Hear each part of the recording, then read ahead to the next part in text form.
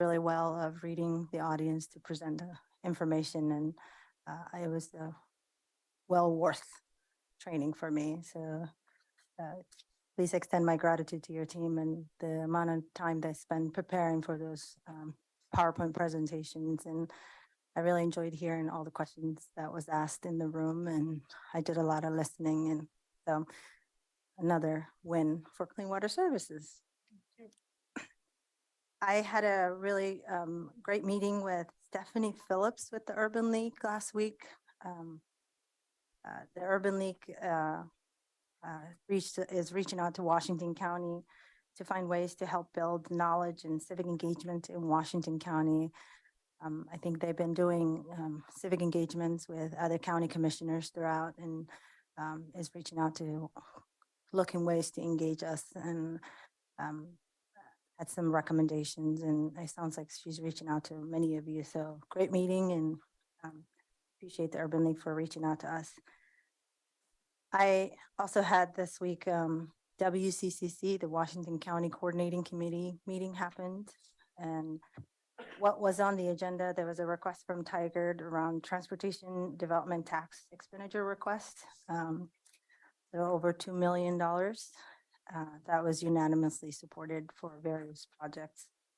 And then the committee got an update of the Oregon toll plan.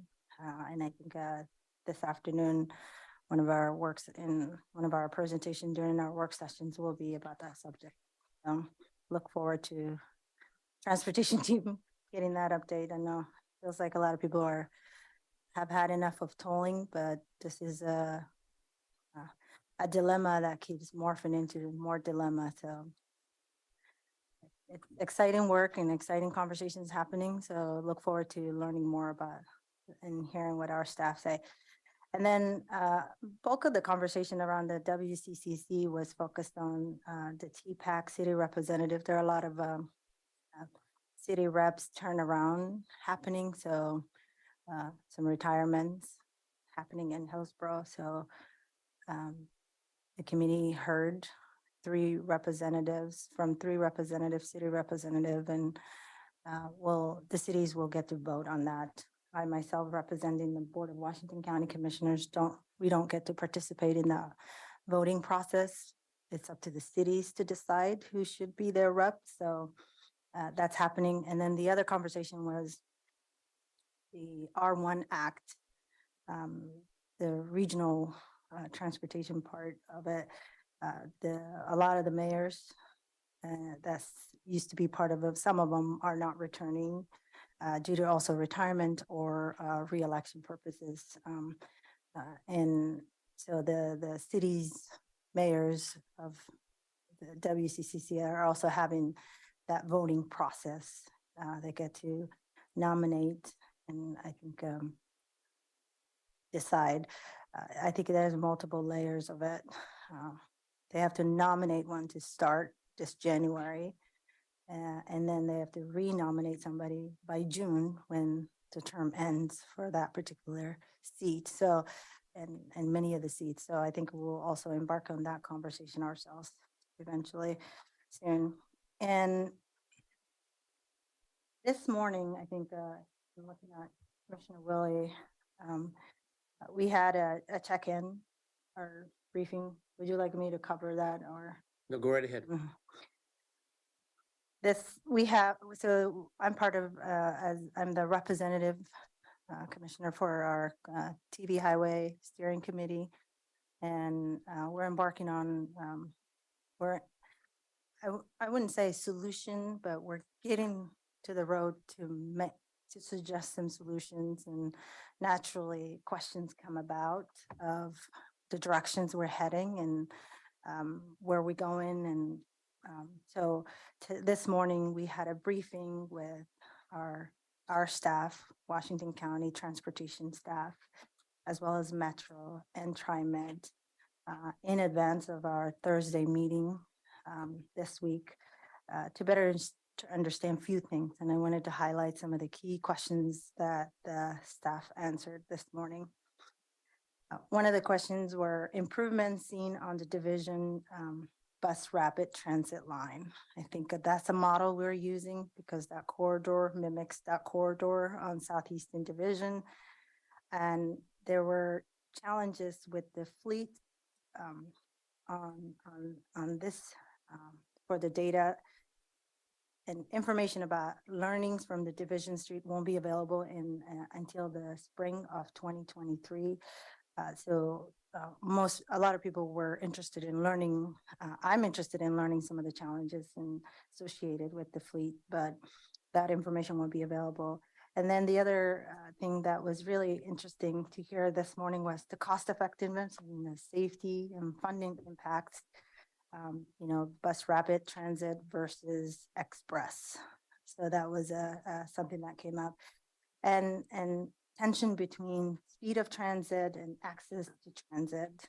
The bus rapid transit aims to strike a balance, is what we heard this morning. And express buses are really ideal for travel to an anchor location like a bus, like a business direct district. But TV highway isn't set up that way. So that was something interesting to keep in mind when we are actually designing the solutions. And then one of the other questions was how the bus rapid transit will address the review reduction route requirement, for oversized trucks and cars. And there was it was unbeknownst to me, but there's a dilemma of there's two competing priorities of requirement here, but there's a 29-foot requirement that presents a challenge for urban placemaking, is what I understood. But the team mentioned that they are familiar with this and that feel confident that they can work within the limitations of the corridor, like right away, which was something our transportation staff, Chris Stuffelback, mentioned, and then the railroad, because that corridor does have a railroad. And then bikes and pedestrian improvements was part of our discussion this morning. And they mentioned that there were where there are stations that there is not a crosswalk, that they will be looking at a new safety crossings like a hybrid beacons or rapid flashing beacons with the medium island. So, one of my concerns for that corridor is there's been a lot of fatalities. So crosswalking crossings are very important. So really having the conversation around, the data that's going to be determining the number of crossings and aligning that some of the fatalities so that we're really improving the safety of that corridor was good. So I feel comfortable going into the conversation on Thursday, where are we heading with this and the scope of the project, and look forward to that conversation on Thursday. I think the Metro and TriMet staff are really trying to make sure we don't have a scope creep, because let's be real, transit safety isn't the only problem that corridor have. There's so much more that could be improved, that corridor. But with our TV highway steering committee, our scope is transit safety. How do we improve safety regarding to people who take the bus? So I think that was a good project to everyone who's watching or to tune in and participate. In that steering committee, there is a portion community members can call in and comment and provide feedback and listen in and let us know if there's anything else that we should consider. I think we've had multiple community members that call in and testify. And then this week, there's so much transportation related stuff happening. There's JPAC this week, as well as the TV Highway Steering Committee happening as well. And then on Wednesday, tomorrow, I'm part of the Regional Toll Advisory Committee as our board rep. And one of the recommendation ODOT received was the idea to have a co-chair. Um, Currently, ODOT director chairs that committee, and we're an advisory role to that director, Chris Tickler.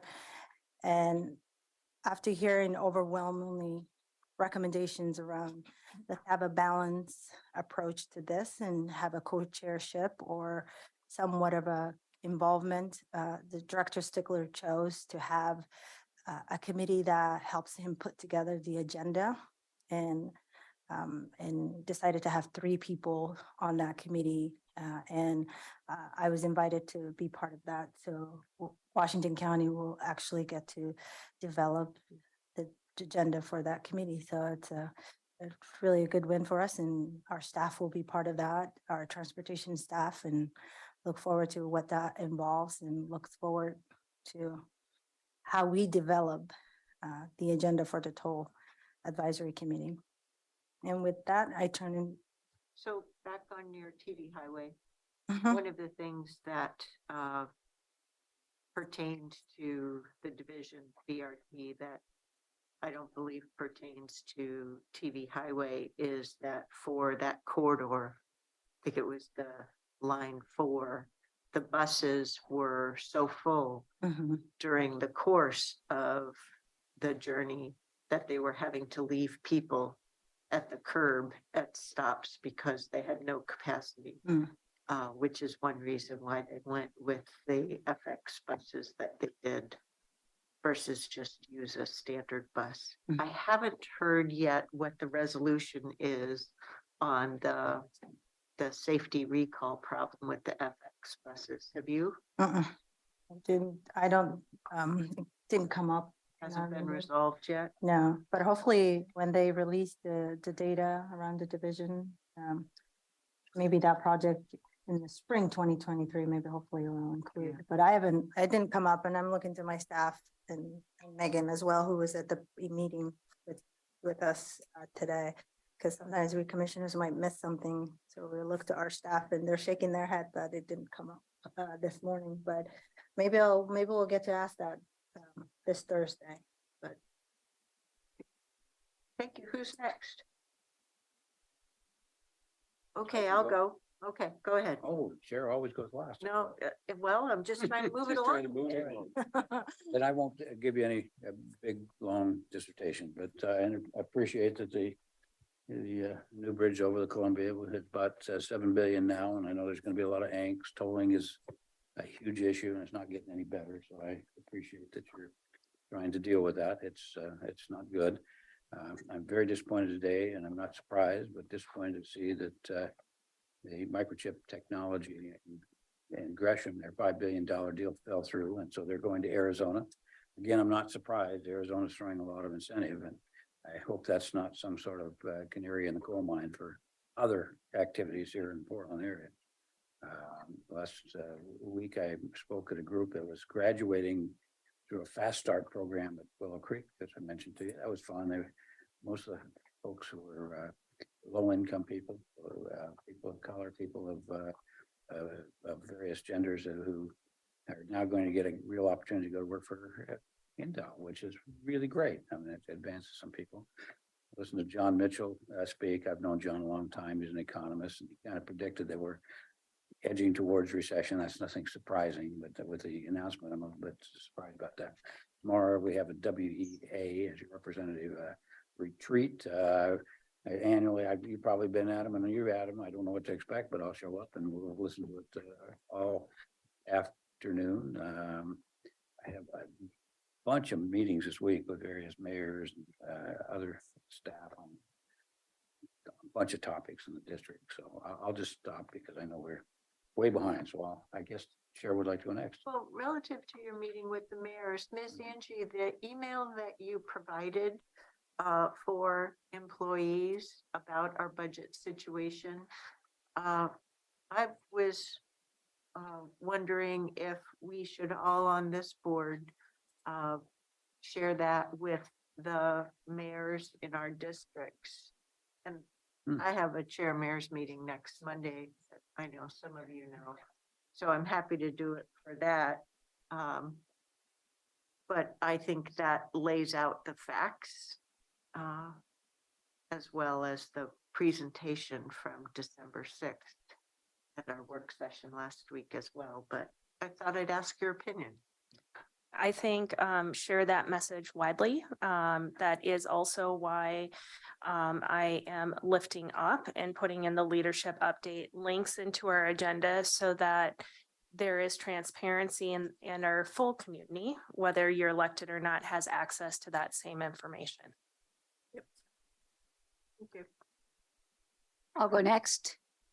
You're finished, right? Oh, yes. Okay. So last week I attended the CWS training with everybody else. It was really good. Thank you very much. I especially enjoyed learning a lot more about the clean water insurance company. So thank you to the staff for the work that went into doing that.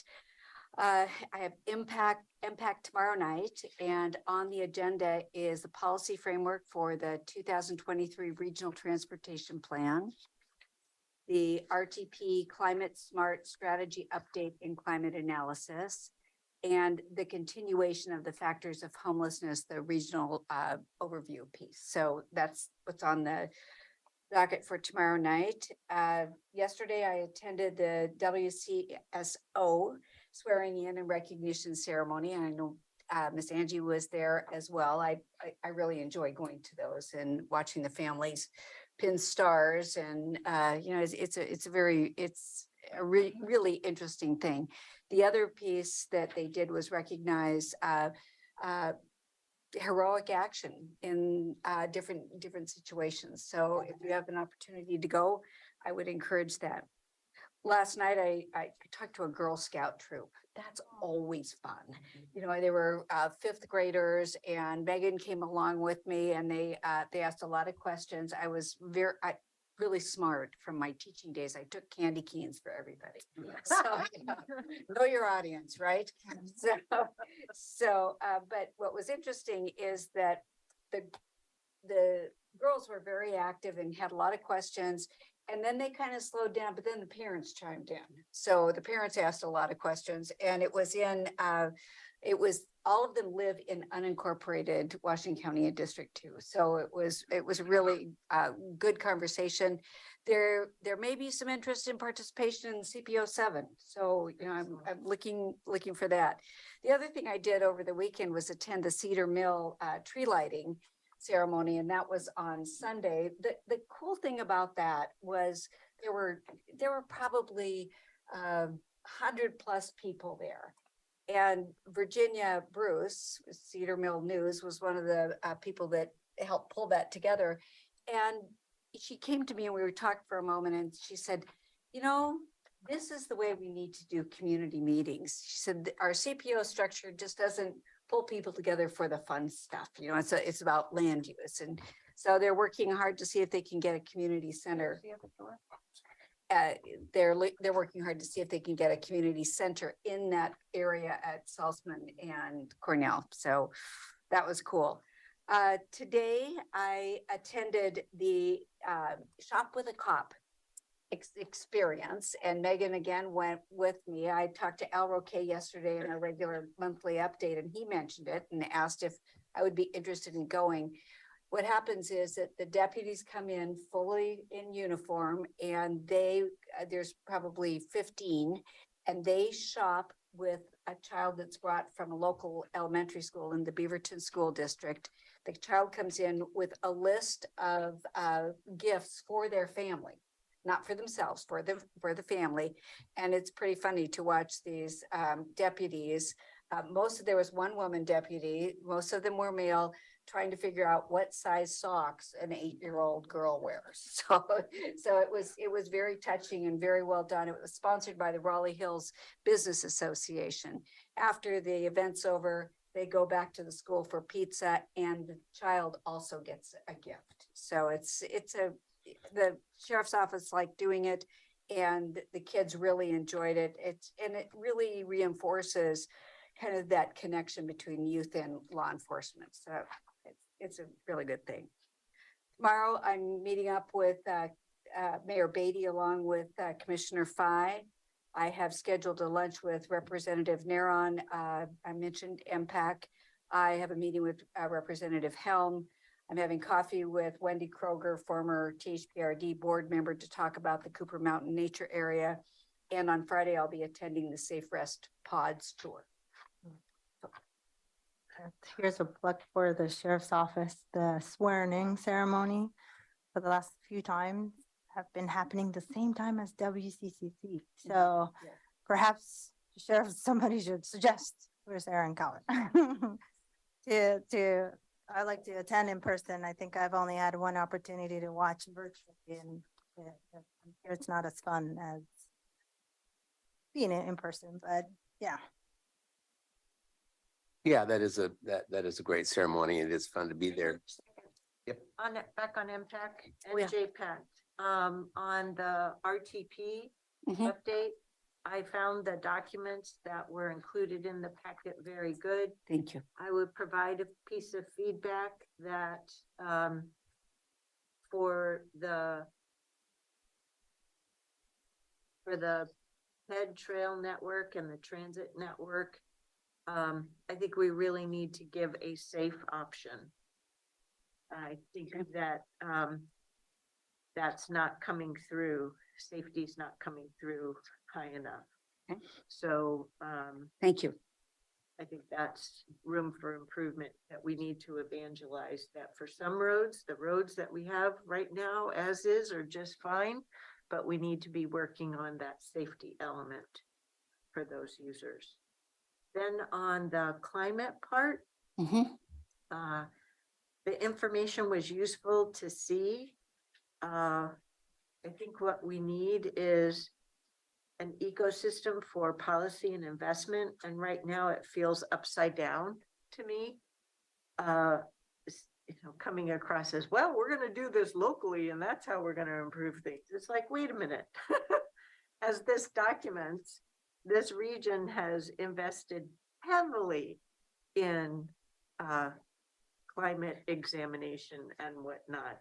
And I don't think we should be investing more to revamp things, rather insist that, hey, we need strategies from the national level, state level, and local level.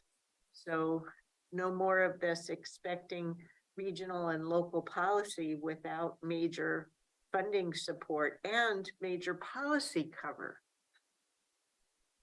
It's just, enough's enough. The region invested millions. I'm taking notes. Thank you. Clarity on that. And we can't just be kicking the can down to local government any further. So I just wanted to provide some contribution on that. I appreciate it. Looked at that packet material. So anyway. Thanks. Thank you. Go ahead, Commissioner Okay. Willie. Well, yeah, just like the rest of the commission, thank you, Diane, for the training session last week. It was good as usual.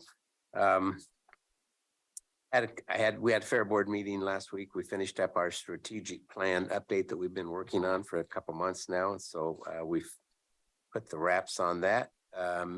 We continue to work with Colpac on the regional or the rural broadband. And we met with the Northwest Oregon Broadband Action Team, the BAC team, this week as well, and had got some updates on what the FCC is wanting us to do. So we've got some work to do in our rural areas to do that. I think a couple of things that on Monday, instead of going to the recognition with the Sheriff's Department, I went to the Leadership Summit, the Oregon Business Leadership Summit. So just let me real briefly give you what was touched on there. So we had Senators Wyden and Merkley were there, of course, talking about our manufacturing, growing our manufacturing base. We had representatives to talk about the global semiconductor leadership, Maria Pope, the CEO from PGE, Dr. Bennings, who's the president of Portland Community College, Robert Camaro from executive director from Oregon Building Trades, and Sue Richards, who is the global head of print microfluids for technology. And that was a really good panel discussion. Then it followed up with a focus on moving away from semiconductors. We moved into food and beverage. So we had president and CEO of Tillamook Creamery. And so he was there a few years ago, and we critiqued him because he didn't bring any ice cream. So this year we finished up at the end at 1:30, and we had ice cream sandwiches from Tillamook. So he's back in good graces.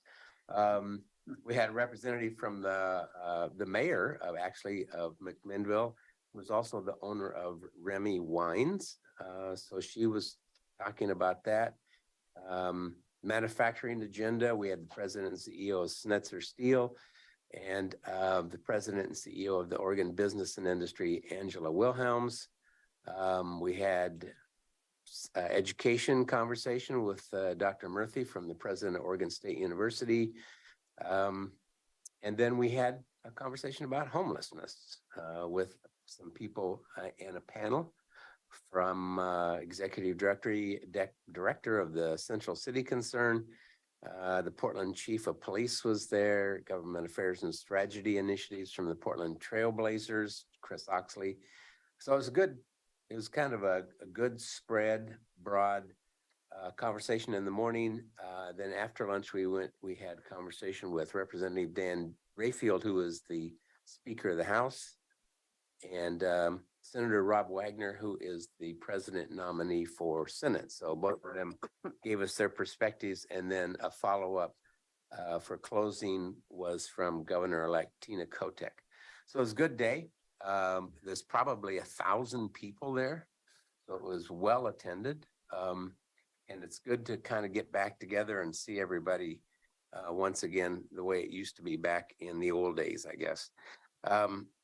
Spoke to the North Plains Chamber today. It was always interesting to talk to them after I told them a few things about Initiative 114 and about a couple of other complex things we're going through. They wanted me to tell them some good news, and I had to think about that. What's some good news that we had to tell them? Well, we finished our redistricting, and they're still in District 4. That was the best news I could give them. Transparency. Always good news. So anyway, yeah, no, it was a good conversation. We talked about the sheriff's department. We talked about public defenders and a variety of other things. And then there's a number of other things going on this week, but mostly I think this Thursday, is that the transportation meeting? TV highway steering. Yeah, TV highway study. I will be late for that because Don Odermont, who is with the city of Hillsborough, and kind of the self-proclaimed transportation guru, is retiring. So his retirement party and roast starts at 3:00. And so I will be just a little bit late getting to the TV highway study. I think that's all I got. Great. I'll wrap up. Other than the meetings that we all had together last week, I've had various meetings trying to help get things teed up for you all for next January. That includes Jerry and I had a meeting with Ms. Angie and her staff on ARPA. So put your thinking caps on and think about what you might want to see happen with Tranche 2, because we're going to brainstorm that. So, and yep, it's the end of the December already. Time flies. So, leadership communication, Ms. Angie. Thank you, Chair Harrington. Last week I had my monthly meeting with the city managers and special district managers, and budget was a topic of discussion. And so each of the organizations were able to share some of their challenges. Of no surprise, many of us, well, all of us, are impacted by inflationary cost and also challenges in staffing and recruitment. So that was a common thread. Also, what was really a common thread and really a realization that I plan to carry through in the budget message is how interconnected we are and how interconnected our services are in delivering to the community. That theme really continued today. About a month and a half ago, I received a letter from the Washington County Police Chiefs expressing their concerns on jail staffing, the closure of a pod, and how that impacts the work our police departments do within cities. I coordinated with Sheriff Garrett to hold a jail tour, inviting the police chiefs and the city managers to the tour that occurred this morning. So Sheriff Garrett and his team presented the challenges that your board is well aware of in recruitment and filling the budgeted positions that our jail has, and that we have seen vacancies continue to increase over the last 2 years, and just not the pool of candidates that we really need to see to fill these budgeted vacancies. So we shared just the current, that status, also how we're really putting our heads together in creative recruitment strategies, trying to think outside the box, good conversation amongst how can cities be a partner in the service to the county, because once again, we're interconnected.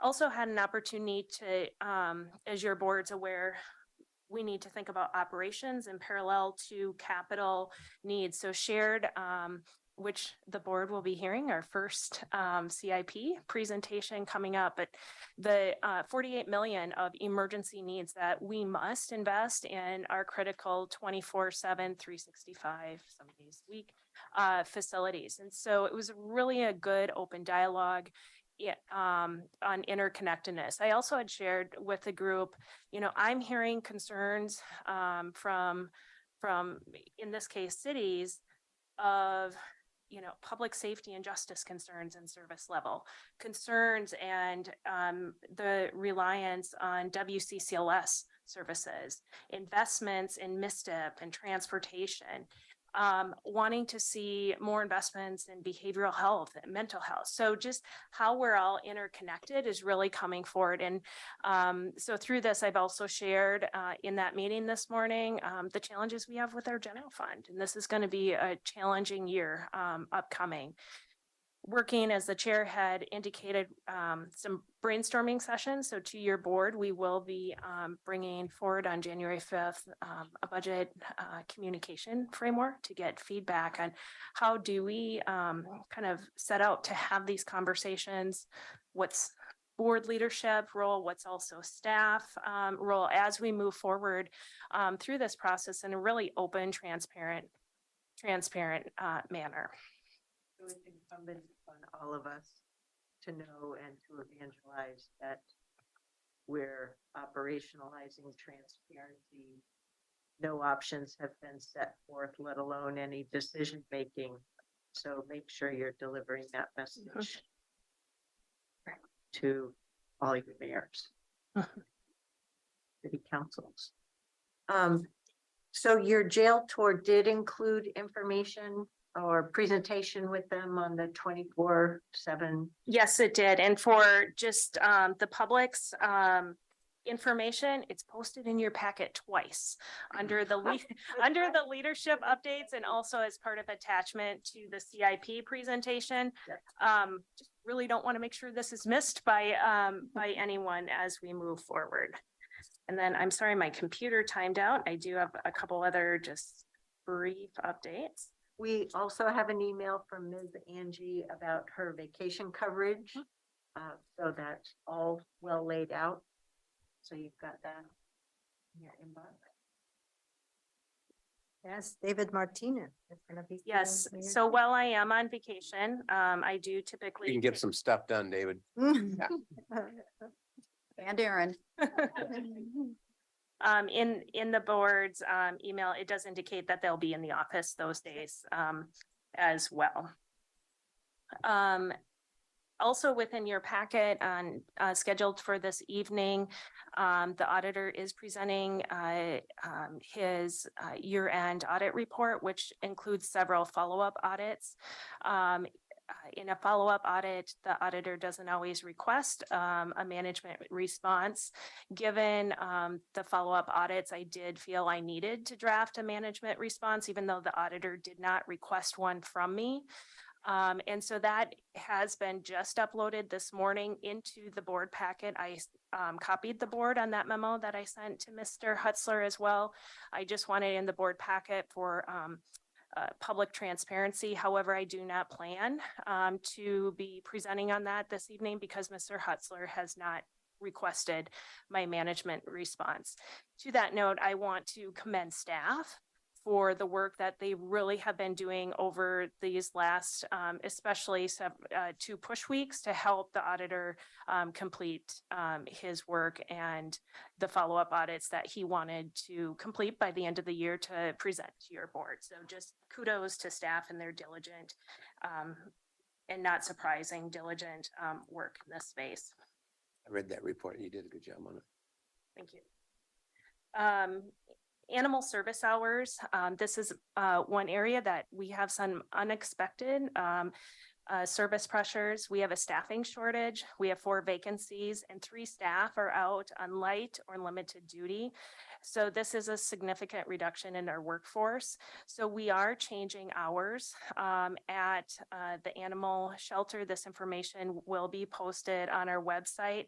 We don't expect significant impact to services offered during the winter off months, and we do have active recruitments underway. As your board is aware, we had to change operations of Hawthorne Walk-In Center because of staffing. I'm just expecting that we're going to be going through this points of time just with the challenges of the recruitment environment right now. So we'll keep your board as well as the community updated on any ebbs and flows as we move forward.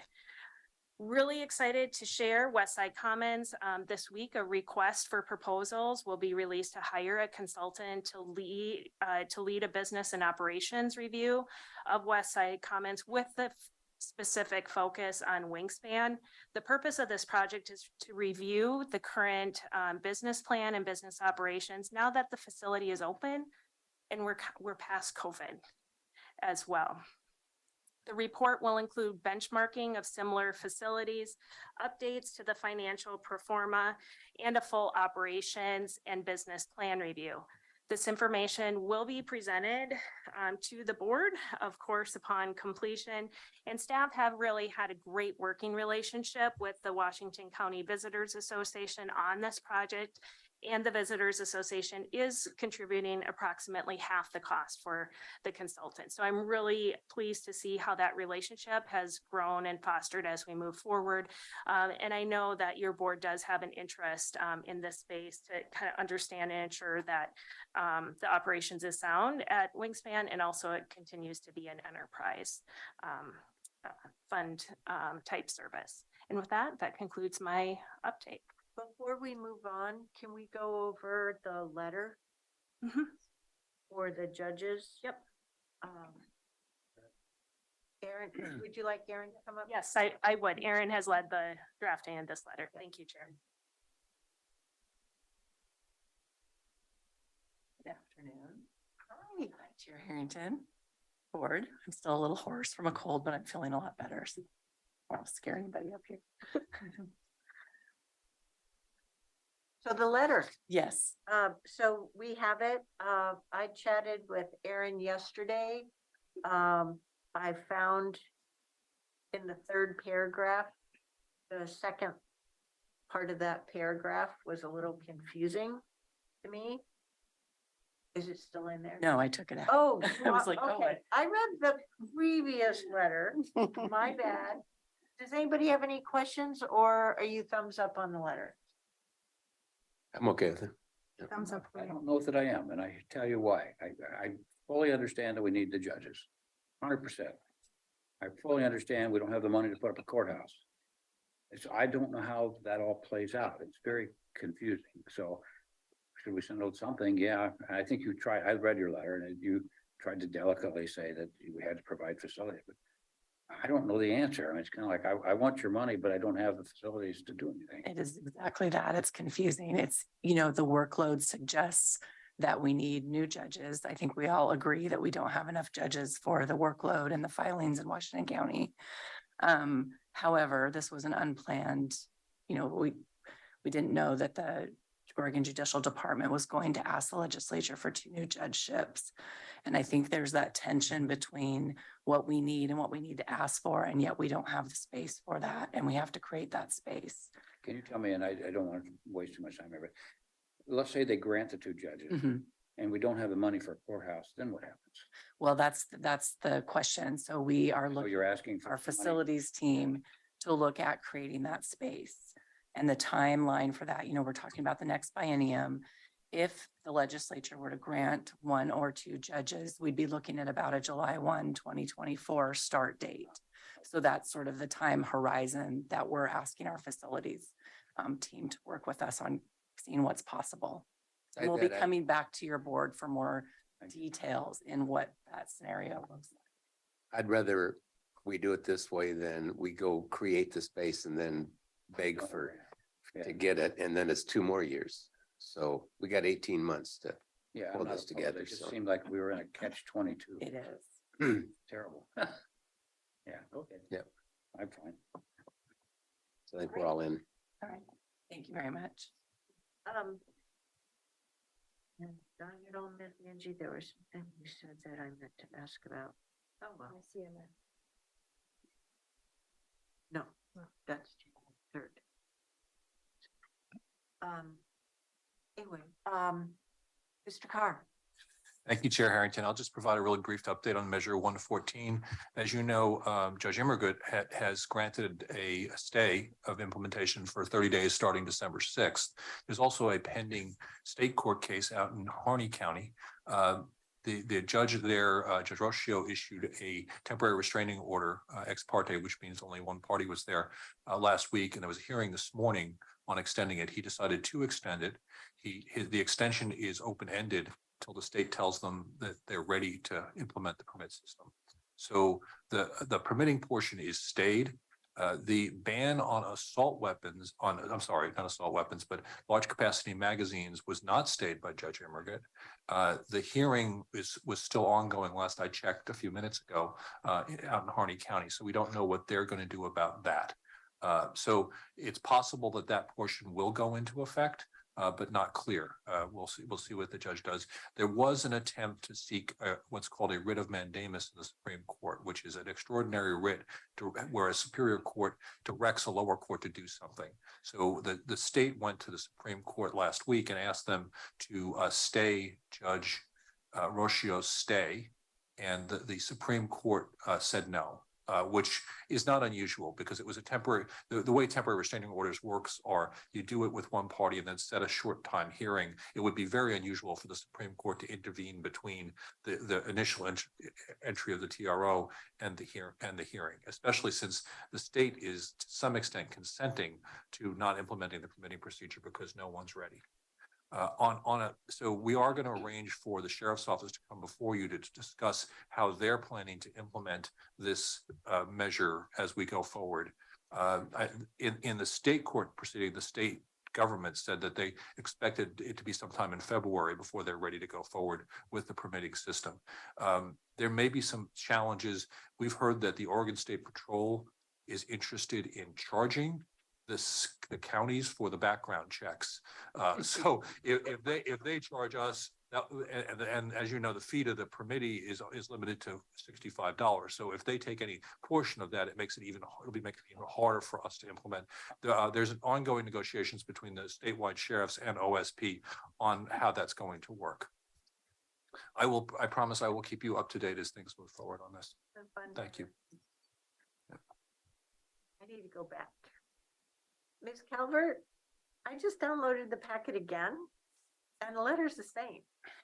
So I'm a little confused. So I'm confused. And then I did remember the items to ask Ms. Angie. From Friday Facts, the Industrial Land Subcommittee, don't worry. Oh, I'll just figure it out later. We'll deal with it somehow. Industrial Land Subcommittee talked about how LUT and ECDEV are on the TAC. I've done a Google search for this task force's information, and I was not successful in raising any publicly available information source other than the old report. So could staff please help give us access Yep. to the information? And then the other thing is I wanted to come back to the November 30th memo on the Metro Parks and Nature bond measure. The board had given a thumbs up for there were 3 proposed expenditures and that had amounts on them. And the memo provides feedback from Metro, but doesn't change our approved authorization. And now it's the 13th, and I'm wondering when we're going to get an update. I know staff is working on that. I'll follow up with when you're exactly when you're gonna get. So it hasn't dropped off the plate, which No, is no. what I was looking for. Terrific. Awesome. Ms. Taniguchi Dennis. You, Chair Harrington, and good afternoon, Board of Clean Water Services. So Saturday brought a very windy day. I don't know if you noticed that. So 4 of our pump stations were impacted with power loss and electrical voltage fluctuations because of it. And it was really outside of a significant storm of concern. So it was really curious about Saturday. So 2 of the power losses were caused by downed trees, and the other 2 PG is working with us to figure out what the root cause is. So that was the Cypole pump station in Tualatin and Aloha pump stations were impacted by downed trees. And so that causes shorting and different things that causes the voltage fluctuation. We're still waiting to understand Sherwood and Cross Creek pump station, why they went down. But Mark Jockers told me that this actually marks the 27th anniversary of a major windstorm that actually prompted Clean Water Services to begin investing in backup generators and dual power feeds. So 27 years later, the team responded to what very well. The backup generators all worked. And so we were able to protect the region from sewage overflows. So it was just amazing. 27 years ago, this happened. So the team did a good job. They were operating long hours on Saturday, trying to make sure that the pump stations had the diesel fuel that it needed to continue running. So good job. We're having our winter employee celebration at the Durham Conference Center. It's at 11 a.m. tomorrow, Mark? Tomorrow. Yeah, I know you're all very busy, but if you happen to want to stop by Durham, well, we would love to have you there. So that's all I have today, and happy holidays. It's hard to believe 2022 is at a close here soon. Went by fast. One other heads up, could be in your inbox, but since we discussed it at the CWS day last week, the CWS Essentials Training for those new elected officials, we had one date change. So the Thursday evening offering on the 19th still holds, and that's at the main office and lab tour. The Saturday one has pushed out a week so as not to collide with the long weekend, including the 4-day weekend from the Beaverton School District. So that will now be on Saturday, January 21st at Durham from 10 to 1. We'll make sure you get that information so that you can encourage the new city councilors in your cities to attend. All hands on deck, that's for sure. Diane, our neighborhood were affected by the power down to in Aloha. That it was coming back at 4 o'clock, and it was a mess. Didn't come back until I think almost 7 for us. I'm glad to hear there's some backup generators because that was a long time. I had to keep waking up, lit a candle because I didn't want my kids to wake up in the middle of it and pitch dark. But 1,800 of my neighborhood, because when I called PGA, that's what they said. You know, we got this many people called. That's that many people who called, let alone how many who were Yeah. out and didn't call. Oh, yikes. That's pretty bad. We didn't have any problems in Hillsborough. Of course not. Nor in Beaverton. It's all about the unincorporated there. Stepchild of I'm grateful for Beaverton's undergrounding. perks of living in the city. Yep, and also Beaverton is one of the few jurisdictions that with MISTA projects pays to have the light poles undergrounded. Oh, that's right. Yep. That's right. We talked about it at our tour, when we Yep. did with the mayor's office. Yeah. So without further ado, we're gonna dive into the Washington County Capital Improvement Planning CIP update, celebrating our first ever CIP. We're gonna drum Big roll. accomplishment, drum roll. please. All right, Chair Harrington. Yeah, we're only 45 minutes. Well, you stole my thunder. No, you can do it. Not as well as you.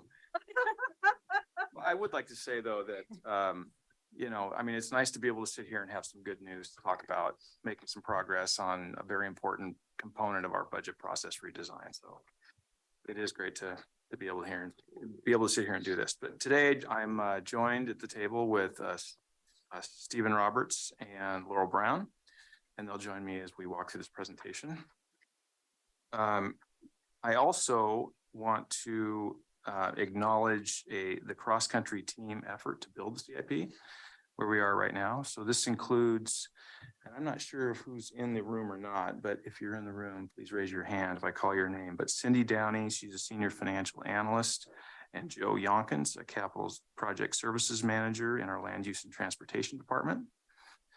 Leah Perkins Hagel, the Fair Complex manager, Debbie Valerie, senior management analyst in our facility and parks department, Steve Kang, the county's budget manager, and Amber Schoenbrod, I had to ask her how to pronounce that correctly, in our IT department, and Rachel Fuller, who actually served as the project lead on the project. So, oh, and also Theme Grenz, I can't forget to mention him. He was our project manager in ITS, and he really took the leadership role in organizing the slides you're about to see. And I just want to thank everybody for the help in putting this together. It was really it took a village to put it together so far. Okay, so the journey to today began many months ago, maybe before my time when I started here, but is actually a component of a much larger management system that has been discussed with the board over the last 6 months. So I just wanted to highlight a few of the key communications and the other people who've been involved in putting this together. There was a organizational observation presented to you by Rodney Rhodes, the interim CFO. And he did that on June 2nd. That was one day after I got here. And it's interesting to look back and read what he was talking about, because now some of it makes sense to me. The GFO strategic plan process and framework roundtable, that was on July 14th. We had a budget process redesign roundtable on September 6th. A strategic planning process update roundtable, that was Rachel Fuller again, that was October 6th. And then we just had our finance update at the December 6th work session. So all of those, some component of those discuss the capital improvement program and how it fits in with the overall process that we're working through. So with that background, we can launch into the information I would like to share with you today. I'm going to advance the slide. I'm going to try to advance the slide. Somebody in the back. That's you. Oh, There you go. that work? Now it works. Okay. All right. So here's the agenda today. We have a few bullet points. A couple of things we want to discuss is an overview of the capital improvement plan, its purpose, what it is and what it is not, how the CIP aligns with Design the Future, One Washington County, and the county's overall management system, and including the future strategic plan that we've talked about, the timeline for completion of the CIP, the integration into the budget process, and a funding plan. A review of the initial draft work in progress of the CIP. We'll share that with you today. a review of our critical facility projects identified as part of the development of the CIP. And we'll wrap up with a review of policy questions and next steps. So what is a CIP? What is it not? So a CIP contains all of the individual capital projects, major equipment purchases, major studies for local government in conjunction with the construction and completion schedules and in tandem with a financing plan, a forward-looking financing plan. The plan provides a working blueprint for sustaining and improving the county's infrastructure.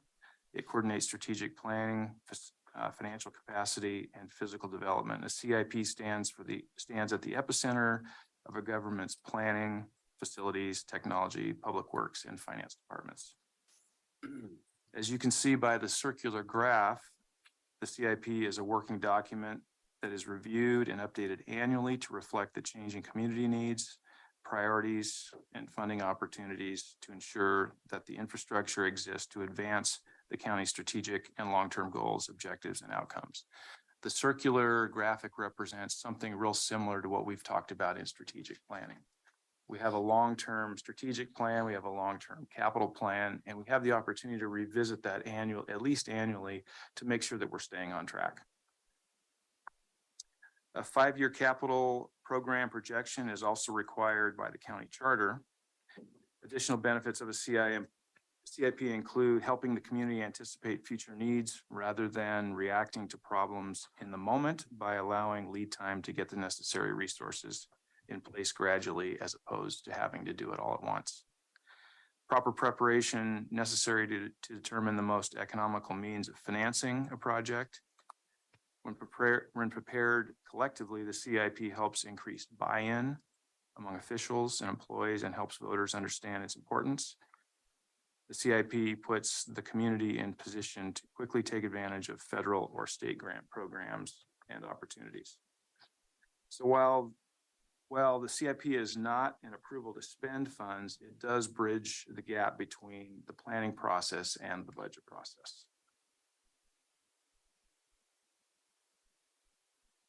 Why does the county need a program and policy? So this slide really summarizes the importance of the CIP in a more process workflow way and shows the timeline relationship between a capital plan, which is 1 to 5 years or longer, and the capital budget, which is in the current year. And you can see this with the timeline here. So that this is the FY 23-24 budget.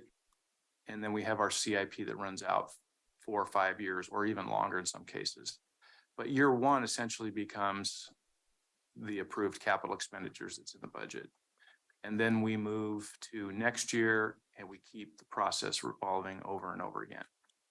So in some cases, in most cases, we hope that the projects we're looking at in year 5, we have a chance of looking at those at least 5 times over the next 5 years before they actually come to be part of the budget process.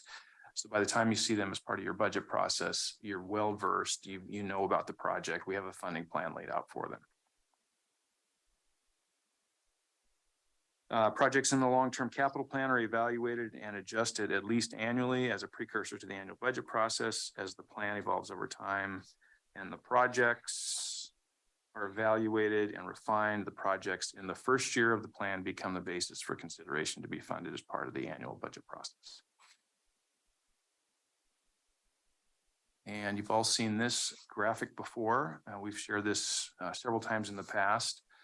This was a evolution of a GFOA graphic that Rachel and her folks actually put together to make it more personalized to Washington County. And I think we will be sharing this over and over again because it really tells a great story. But what does it have to do with the CIP? So it's really just a great reference point to looking at our overall organizational structure that we've been discussing. And as you can see, the CIP, the capital improvement plan, is just that one component down towards the lower left. And as we were just talking about on the last graphic, where we have a 5-year CIP that eventually rolls into our 1-year budget, our capital budget is just adjacent to that. So those are the couple of components we're talking about right now. All right, in terms of timeline, you can see in the past where we actually began the project work back in September timeframe. Today, we're here at December 13th, sharing with you our results. And coming up is in the late January, early February timeframes, we'll actually come back with a funding plan that will be connected to the projects that are in the CIP. And then as we move forward into the rest of the year, that work, particularly the work that's coming up in FY24, will be integrated in the formal budget process for FY24.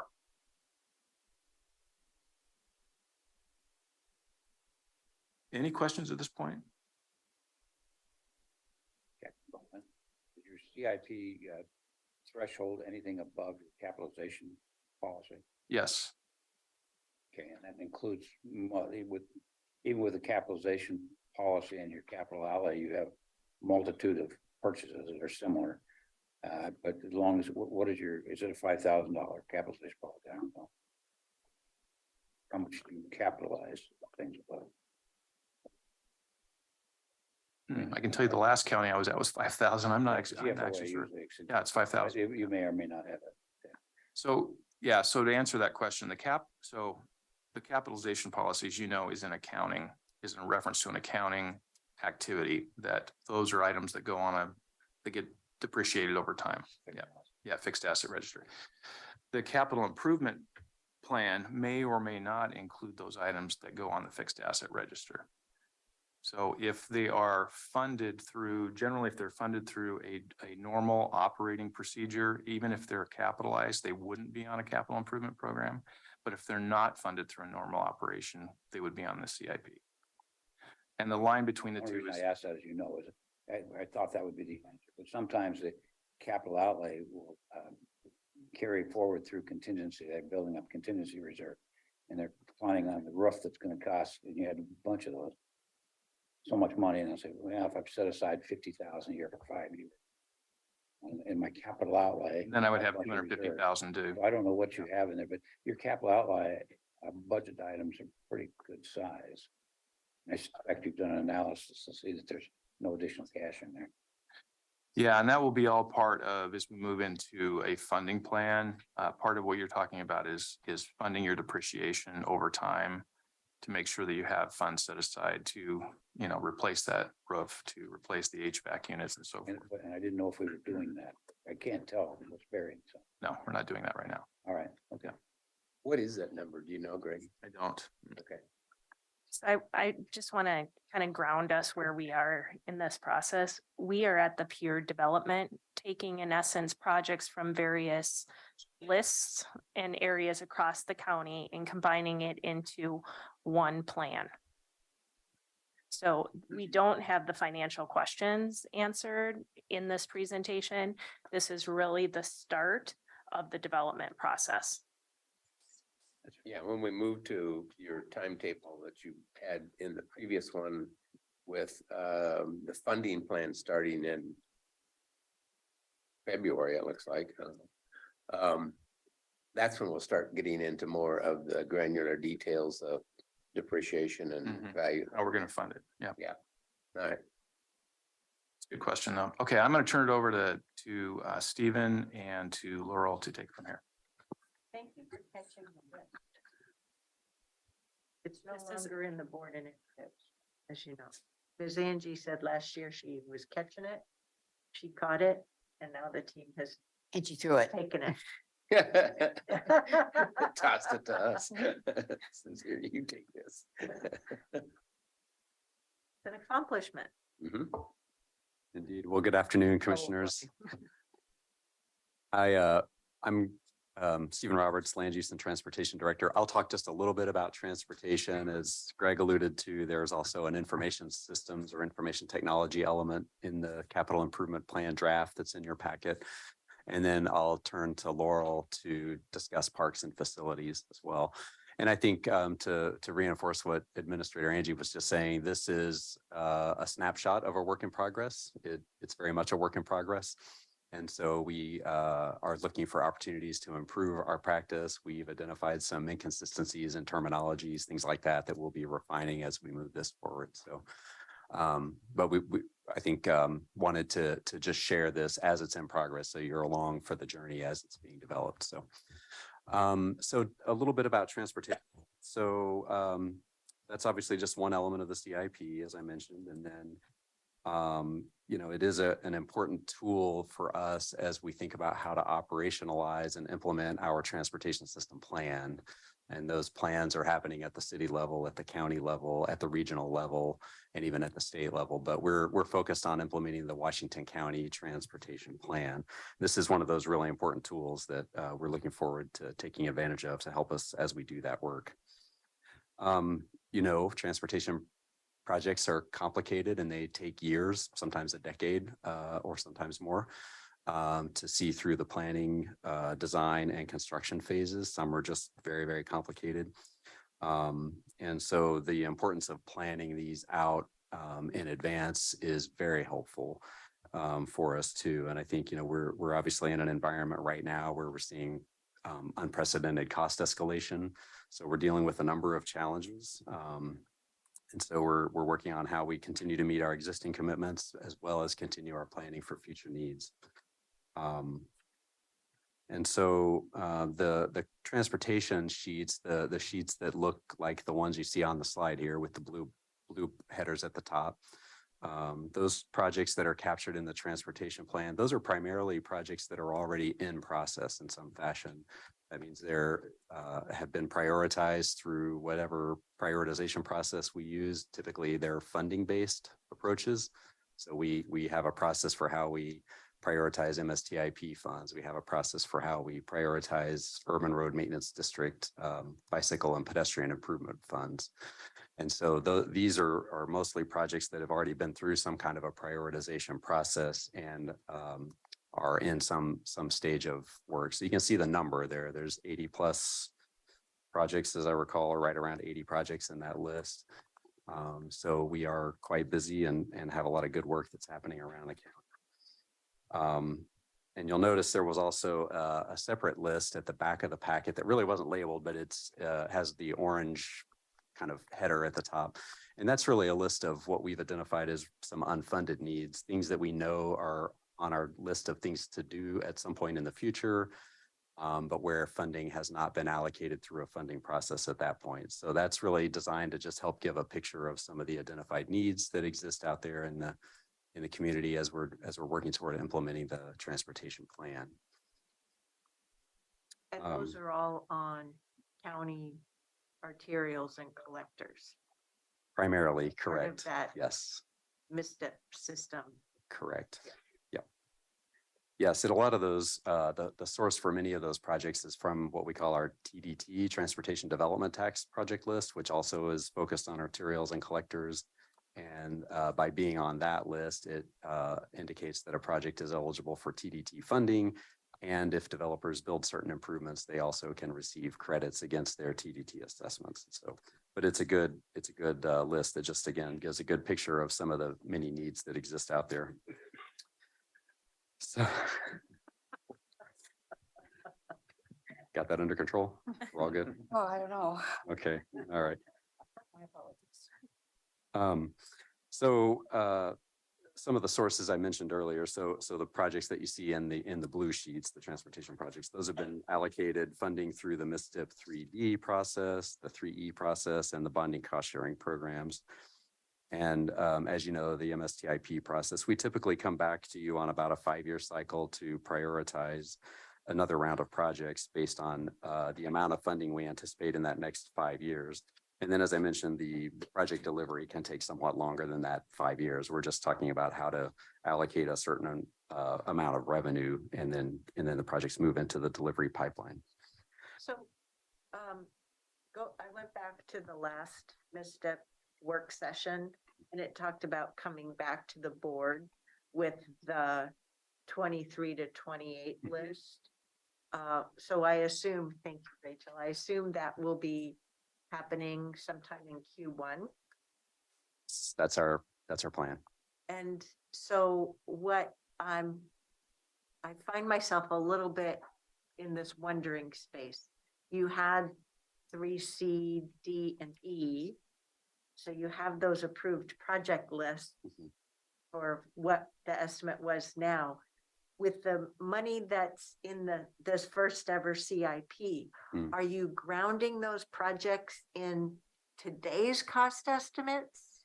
Or, That is an iterative process that we're working through as we speak. Yes. so I That's assume intention. that for now, I should just take all of the missed it projects as perhaps their original ones.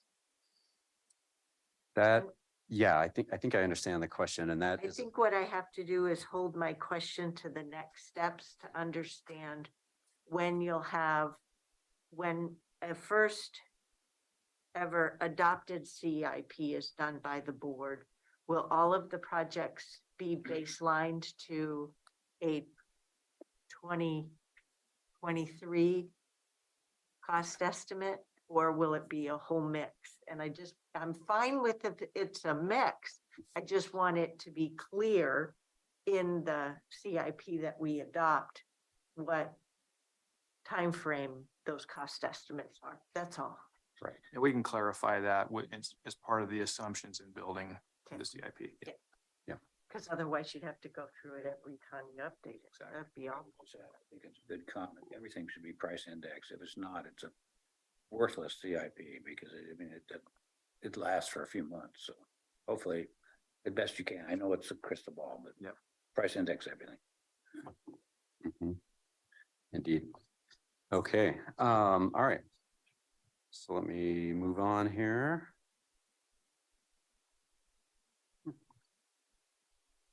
Okay.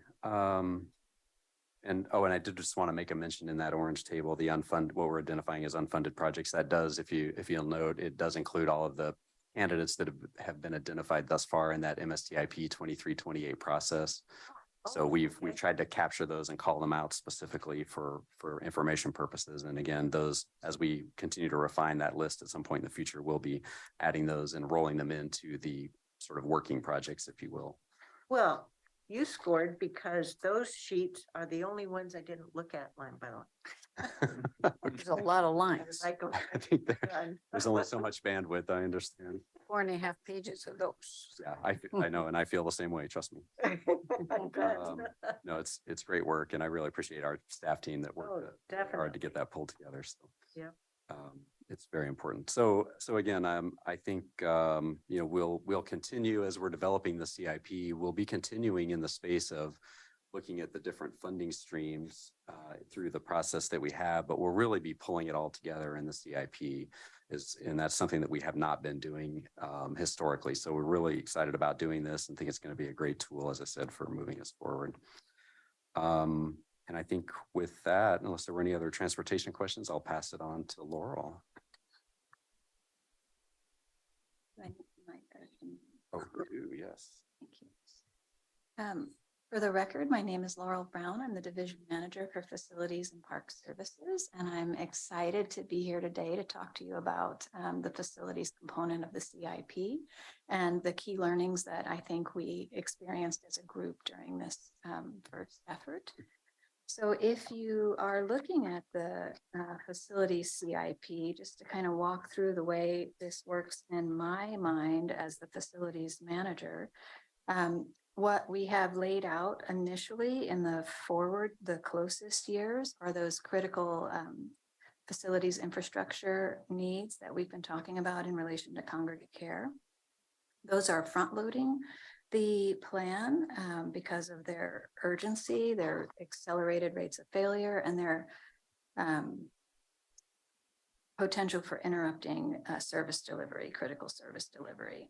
As we get past those on the second page, which I believe is 16 of your current packet, you'll see that the first exception to that is the fairgrounds perimeter fencing replacement, which is a nice example for project that comes with 2 funding sources that have already been identified. So you can see that project listed and then the revenue sources underneath that.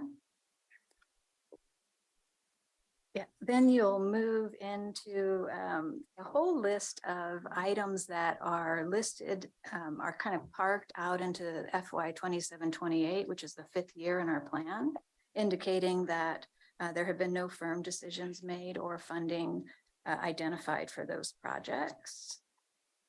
When we get into the third page, 17, you'll see the animal shelter roof replacement that we had started to spend money in FY 21-22 and had queued up for execution in FY 22-23, but had to pull back on that due to artificially inflated cost as a result of supply chain and labor shortages.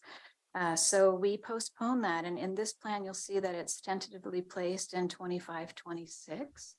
The reason that it isn't any sooner is because I wanted to buy time for the animal shelter capacity study, which is appearing in 23-24 at the very bottom of our CIP.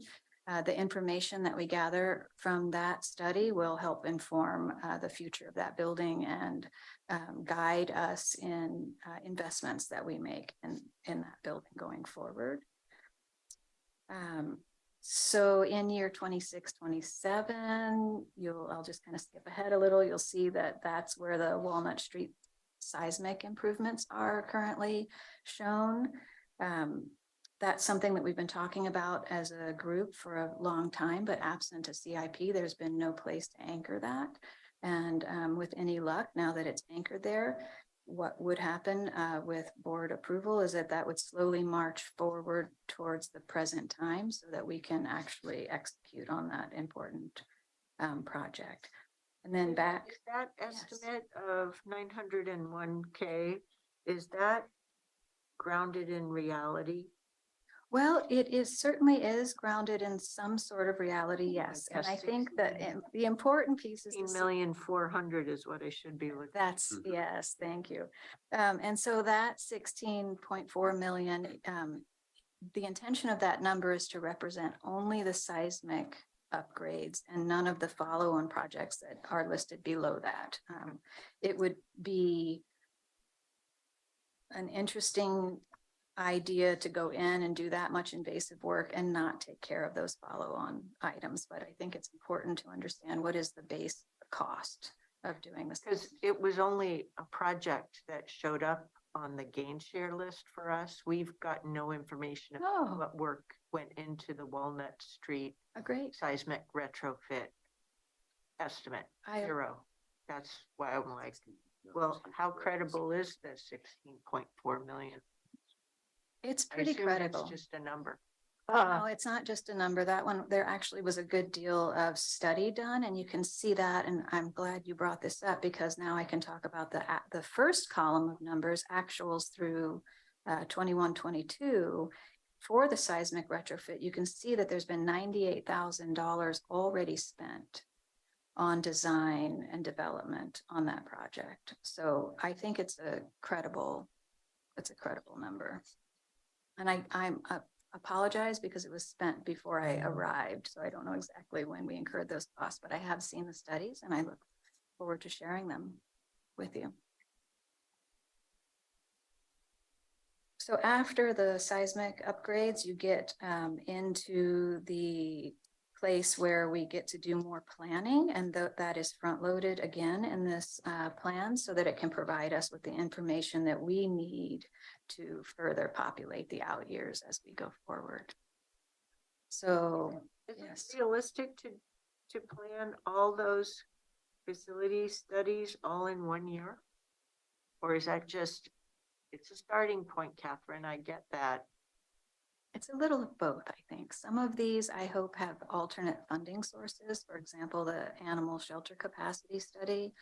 I believe that funding is not coming from the capital funds that facilities holds.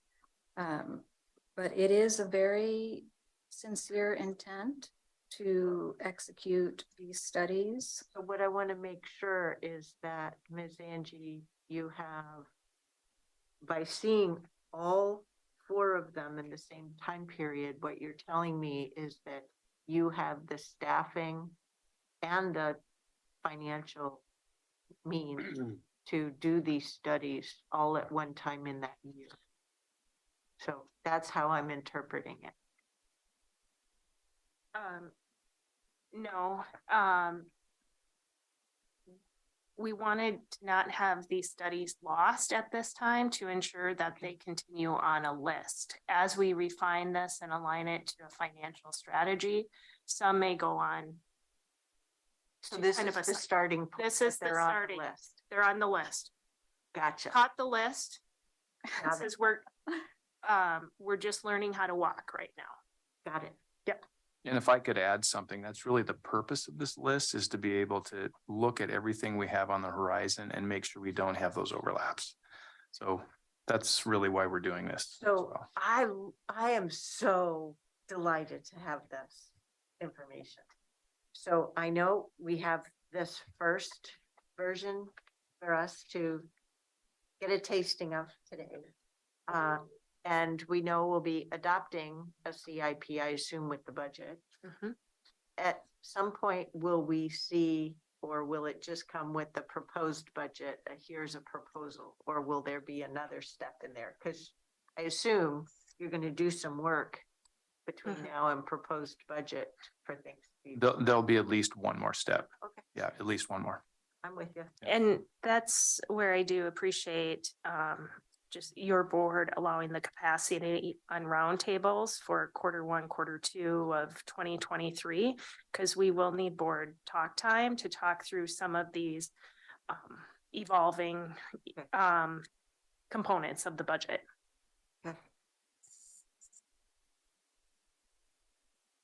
So that's kind of the overview of the facilities component of this capital plan. And I think for key learnings, the things that I would like to call attention to, because there were many things that we learned during this process, is just how important a tool it is for that long-term financial planning for each of us individually, but also as a county.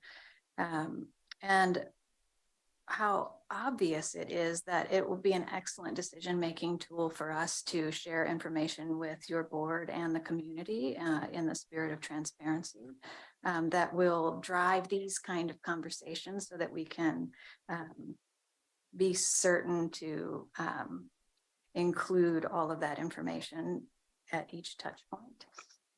I also felt from facilities point of view that we need more data. There's a lot of place where we can refine this plan when we get more detail. A part of that is happening right now. We're kicking off the facility condition assessment tomorrow that will provide us with a lot of physical data on the physical condition of the building and also some functional assessments about how occupants feel the spaces are working for them.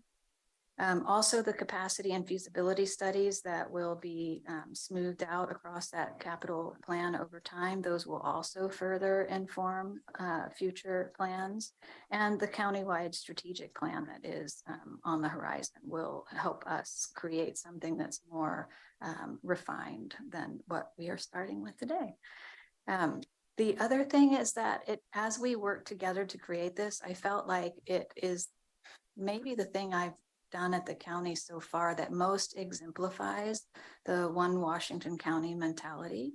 You cannot create this kind of plan on your own. You can try, but I think that it would be about as much fun as playing Foursquare by yourself. You need to have a partner to bounce these things back and forth. And now we're bouncing it to the board for your feedback and guidance. And I think, as we've all said again and again, it is an iterative process. I think the point of a 5-year capital improvement plan is to build in continual improvement into your operations, your capital planning, and your decision making. So next slide, please. Do I have it? Yeah. Would you still do it? Under all those No, pages. just- okay. Well, can I just ask a clarifying Yes. question on facilities? The Beaverton Wick building in downtown, do we own that or lease it? I never can remember that. I'm Okay. sorry. It's I think, still early I think it days. maybe needs to be in the list under facilities. Okay. Then there's the King City space that we lease. So I assume you have a list somewhere for leased facilities. And I don't know that any study was ever done on the East County building. So this board had visibility into changing the use of East Murray back in 2019 when we approved the movement of elections.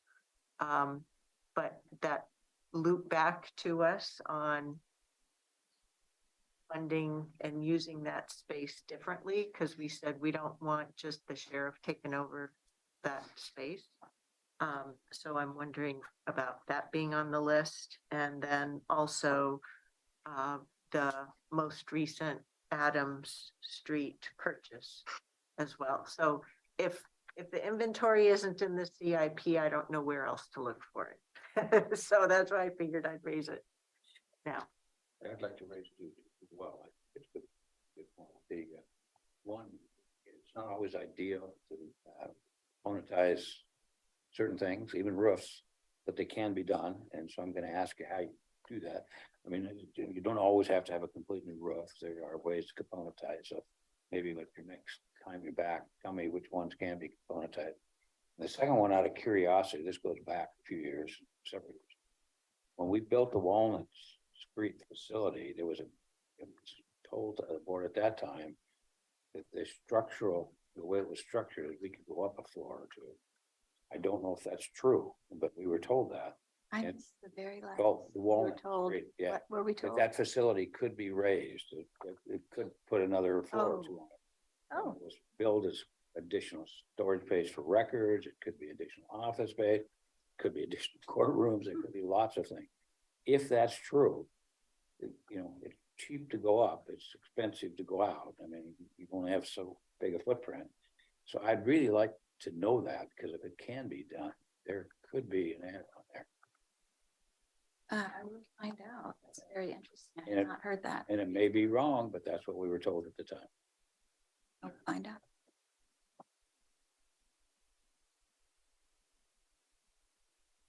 So these are the critical facility projects that are dominating the capital improvement plan at this time. They're the $48 million worth of need that has been identified in our critical care, our congregate care facilities. And I just want to highlight that this list is a really good example of why we need a capital improvement plan, because these would have been on there and we would have been able to familiarize ourselves with that for many years before they became urgent needs as they are today. So avoiding surprises, I think, is a real big benefit of this program that we're launching into now.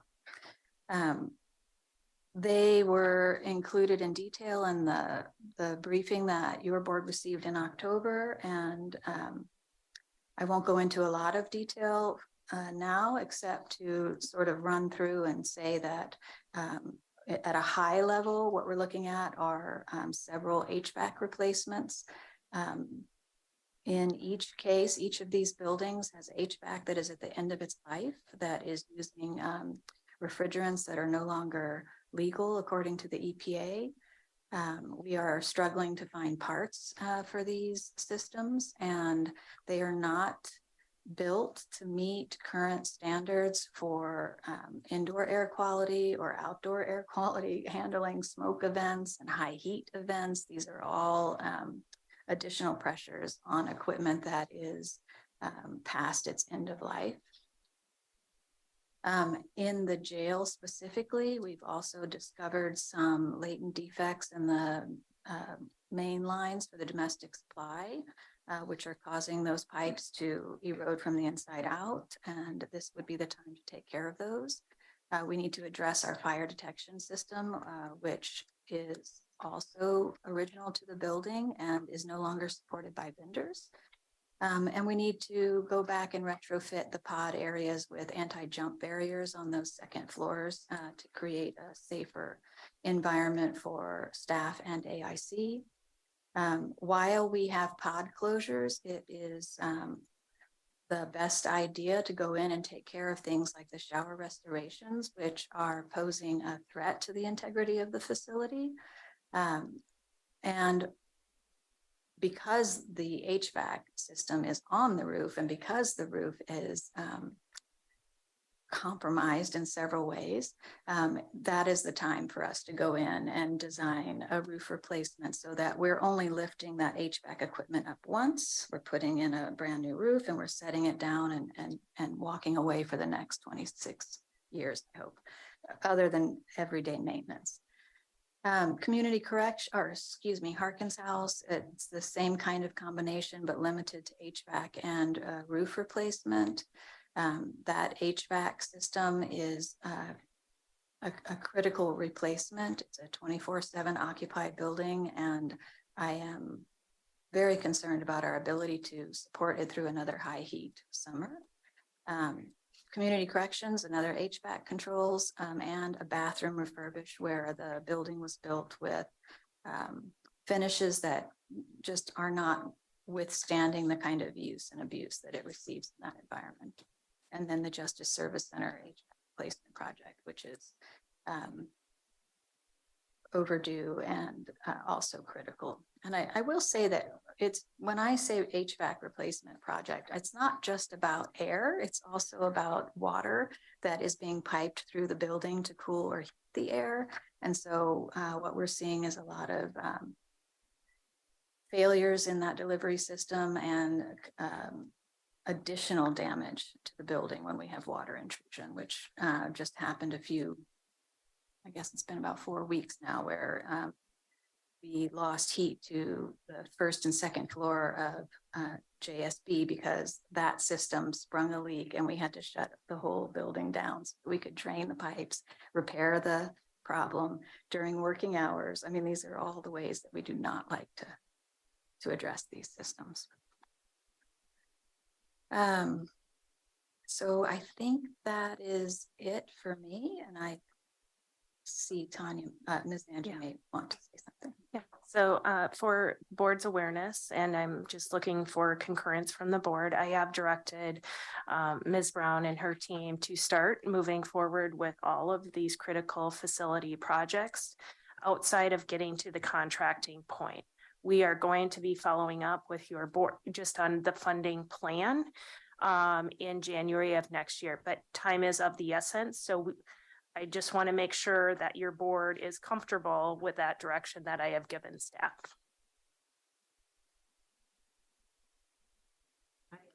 Yes. Mm-hmm. I have a quick question. Last week, this also reminds me because I forgot to include in my leadership update earlier this afternoon. I had the opportunity to attend the holiday celebration for the professional business development group. They had it at their IBEW. It was a great celebration. There were a lot of contractors,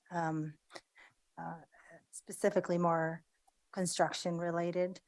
And I was just sitting here and wondering, the connection between the CIP to supplier diversity and the COVID goals, and when we're going to have that conversation at this board level, and if it's too much detail, because I think you're focusing on high level, but it's also important to have that conversation. So I agree, and I think that one place where the CIP will serve us is in recruitment of those firms who may need time to prepare for upcoming projects so that we can talk to them and they can ask their questions, and it just provides a lot of opportunity for us to support a more diverse contracting pool. So this board has given direction. We do have Kitty Kong, who's in our OEIC office and whose focus is supplier diversity. So it does, Commissioner Fye, to your question, completely connect to the work here.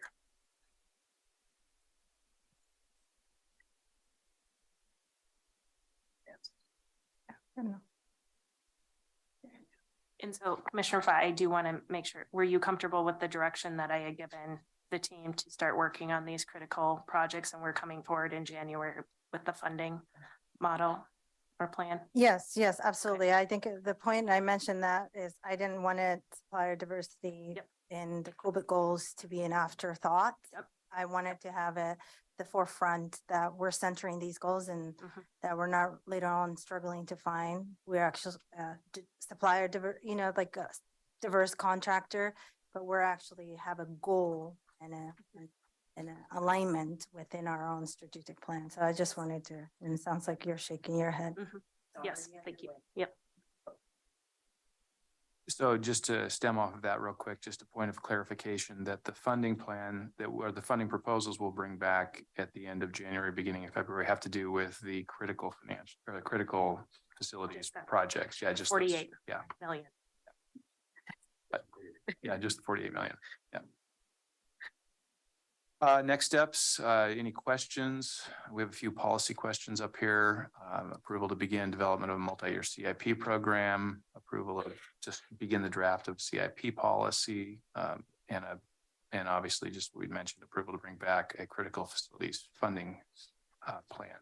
Can you give us a brief overview? You've already defined for us what a capital plan is, but you haven't given an overview of what a CIP policy will include or could possibly include. So it would be it would be a directive around how a CIP is built, why it is built, what the purpose, the outcomes are, so that it gives us some direction moving forward. So years down the road, that when some of us aren't here anymore, that there'll be a path forward in terms of long-term capital financial planning. Would there be parameters? Hmm? Yeah, I do. Mhm. Yeah. So there's one part that isn't clear to me. So, so what will we be adopting anything beyond the critical facility projects with our budget this year? Because it's not listed there as a next step. That's why I figured I'd better ask. Okay, that's a good question. So included as part of what staff will bring forward for adoption as part of the CIP includes the critical projects, but it will also include others that have made their way towards that year number one. Okay. Yeah. So it's sort of buried in the first. It is. So there's year one, and then the critical projects you could think of as year zero. They're just that critical. They're that important. And when we come back for the next conversation on the CIP, we can create this in a clear timeline so the board can track kind of what those next time. Yep. Yep. Yep. Absolutely. So I'll just say for my colleagues' benefit that I previously, after reading the packet, sent Ms. Angie and staff a list of questions or things that would help me for understanding this information. So I'm not going to take any time going over that. But of course, hearing the presentation, I have a few other questions, so I'll follow up on that too. Yeah. I have no questions. Great. No, it's good. It's good information. All set? All set. We're right there with you for all these next steps. We're all learning a lot. We're better off because of it. So once again, just absolutely delighted. And thank you all for putting this information set together. It's such an advancement. I've done everything except my Captain Little happy dance. Good job. Good job. Thank you. All righty. We have one more meaty topic, but do folks want to take a break or just proceed on with the 40-minute? I'm ready to go. Commissioner Treese is just getting some water. That's So what I'm why don't we roll into it, Mr. Roberts, if you're all set, or do we need to wait for some of your staff? Clerk Moss, can you promote Chris Steffenbach to a panelist? She's actually practicing good health hygiene today. Thank you, Chris. having a bit of a scratchy throat, so she'll be doing her best to get through this without losing her voice, I'm afraid. Yeah. The bad news is she is the expert on this, and so if you have to hear from me, it's probably not going to be a very robust presentation. So there she is now. Well, Chris, you and Aaron Calvert can have a contest over who has the biggest frog in their throat. Oops, you're on mute, Chris. All right. Yes, well, I'm sure I'm getting better each day, I hope. Okay, Stephen, are you there? Yep. Go ahead, Chris. Just jump on in. Jump on in. Okay. Yep. So I know you've had a long day. I know this isn't everybody's favorite topic, but I'm here to talk to you about tolling and provide an update, in particular on the regional mobility pricing project, which is intended, as you know, to add on to the I-205 project to toll all the lanes on I-5 and 205 within our region. This project is now entering the environmental analysis process with a beginning on the scoping of what should be studied in that process.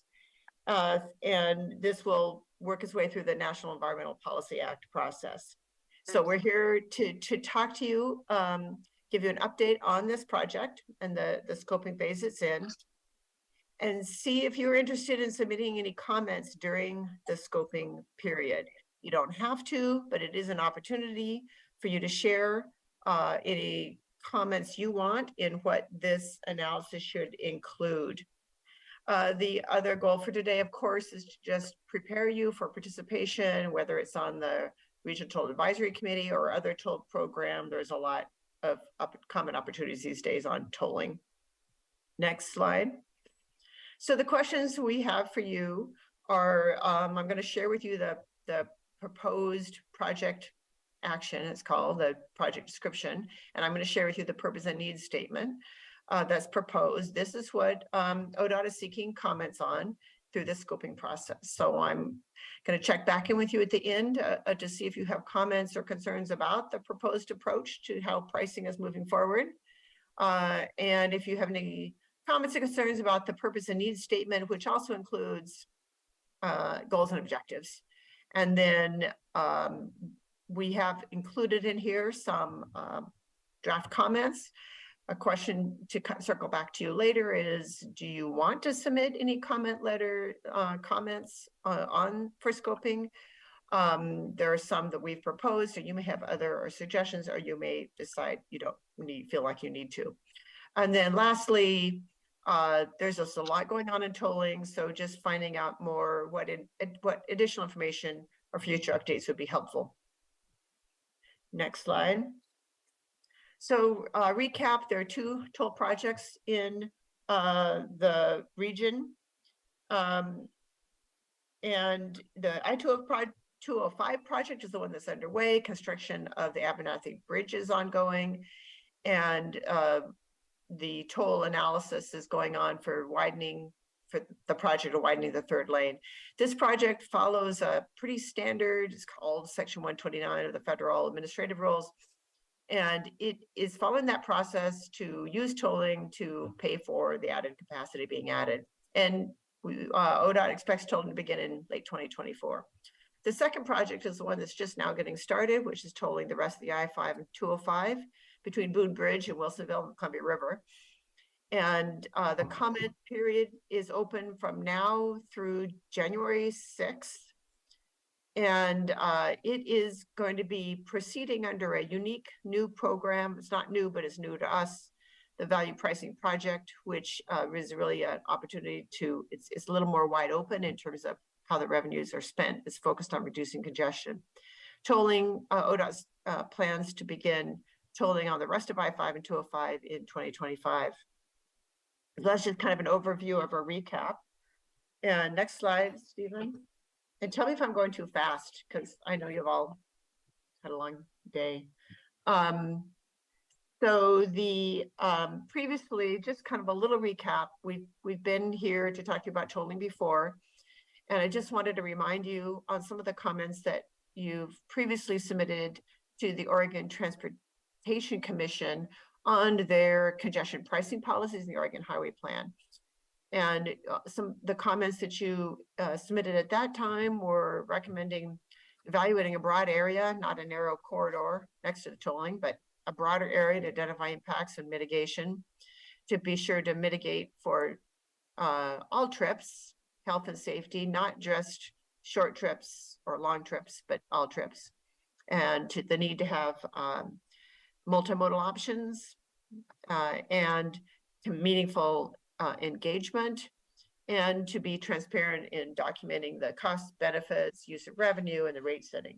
So that's some of where the comments previously, and that's just kind of a setting the stage slide to remind you when we were last here. Next. So this is the first part that ODOT seeking comments on. It's what's called the proposed action for the NEPA analysis. And the proposed action is to toll all the lanes on I-5 and I-205, between Boone Bridge and Wilsonville. They plan to use this tolling to manage congestion on I-5 and 205, and as well as generate revenue transportation investments. The project would, tolling would then apply to all lanes. Rates would be set, not dynamic, and then monitored and adjusted over time. Tolling would be all electronic with the overhead gantries and then transponders in everyone's vehicles. And then the program would also mitigate impacts to low income with a low income program that would include credits or exemptions that will be worked through over the next year, exactly what those look like. So that's what they're proposing to do. Next slide. So the purpose and need statement is out again for comment, and we talked about the purpose. The needs identified for tolling are to address the problems of traffic congestion, of the lack of revenue, of the need to reduce greenhouse gases, the need for more multimodal travel options, and the need to address the historic inequities that have occurred through the transportation system over time. The next slide. So included in the purpose and needs statement are goals and objectives. And the goals and objectives will be used to evaluate how well the proposed action meets the purpose and need for the project. So these are really important because this is what would be then evaluated as part of the analysis. So the goals are defined, and I'm giving you a shorthand version of this. They're all defined in the attachments that are included in your packet, a little more thoroughly described there. The goals are to manage congestion, to benefit the historic and currently excluded underserved communities, to limit diversion on the roads, and they include neighborhoods, to support multimodal options, to create sustainable revenue funding resources, and support safe travel both on the interstates, but also on the roads that could be affected by pricing, improve air quality, reduce greenhouse gas, support the economic growth, and a design in a way that integrates with future pricing projects. You know that the Interstate Bridge project currently underway as well will also be a tolled facility that'll be a little bit different than this because it's coordinated with Washington State. So next slide. So the environmental analysis has identified these sort of broad topic areas to study. One of them is transportation, all modes of transportation, air quality, greenhouse gas, the economy, social resources in the communities, environmental justice, and cumulative impacts. And this is one of the areas that ODOT has said, are there some topic areas that need to be evaluated that aren't here yet? So that's one of their questions for scoping. The next step. Okay, just a quick look for context in the timeline here. We're now in the scoping, 50-day scoping period. What'll happen next will be the actual environmental analysis. And with NEPA wrapping up at in 2024. And during that analysis, I should point out that as a participating agency, staff will have the opportunity to review and comment on the different methods and results reports that come out. So there'll be more comment on as the work moves forward, the scoping just sort of says what should be studied. Okay, next slide.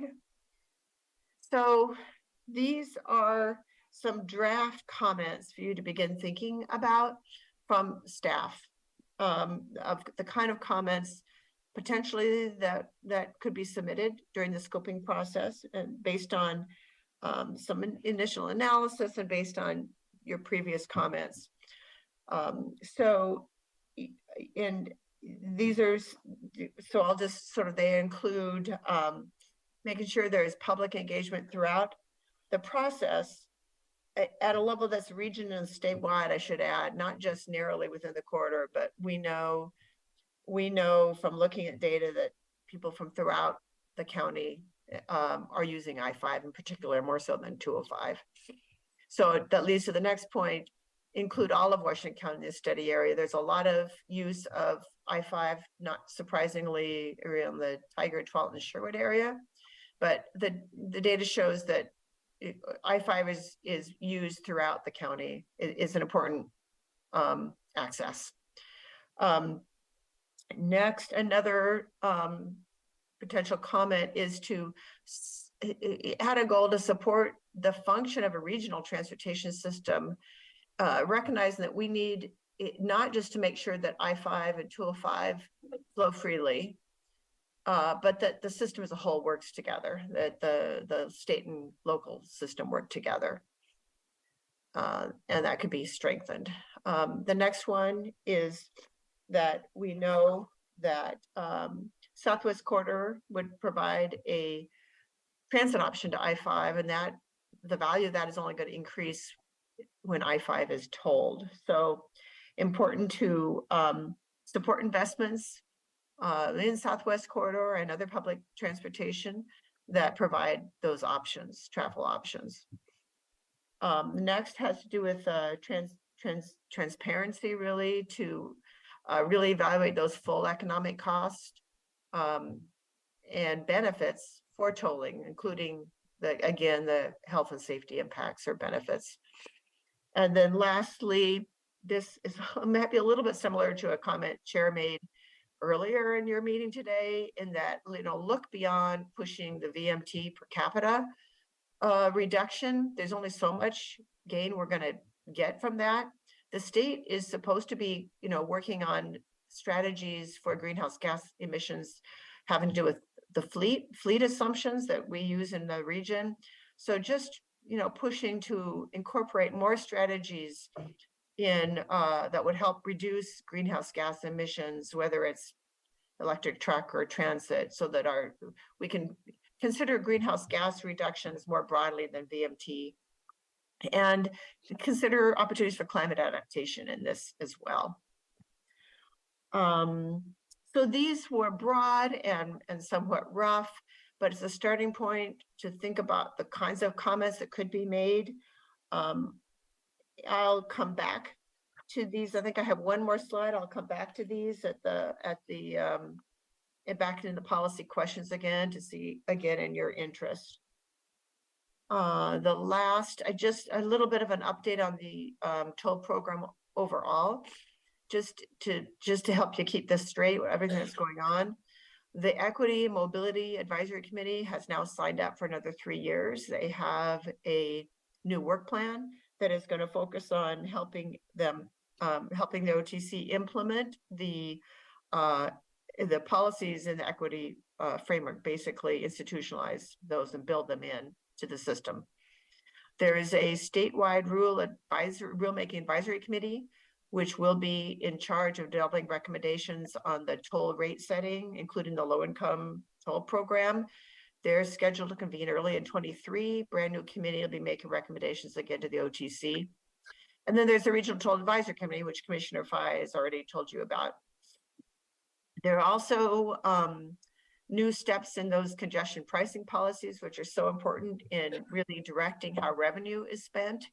The Oregon Highway Plan, the Oregon Transportation Plan is, Oregon Transportation Commission is scheduled to approve the state congestion pricing policies at their January meeting. And after multiple edits, the congestion pricing policies in the regional transportation plan are expected to come out in summer as part of that public comment process. So more about those important pricing policies. And then lastly, a new element is that the ODOT's director of the Department of Public Transportation is leading an effort to take kind of a tolling lens to public transportation investments and develop complementary, sort of make it a complementary component of the pricing system for more recommendations on public transportation. So there'll be another set of eyes on trying to think about what could work out in that corridor. Next slide. So just coming back to this, I went over this pretty quickly. Hope you've had a chance to sort of look through the materials in the packet. I just want to, again, lay this out as an option, really wanting to make sure you knew that this comment opportunity was available. See if you're interested in commenting. Did any of the potential comments proposed by staff seem to resonate? Do you have any other comments? So that's basically the main question. And then given how much is going on, what additional information or future updates would you like to have? So Chris, asked. Yep.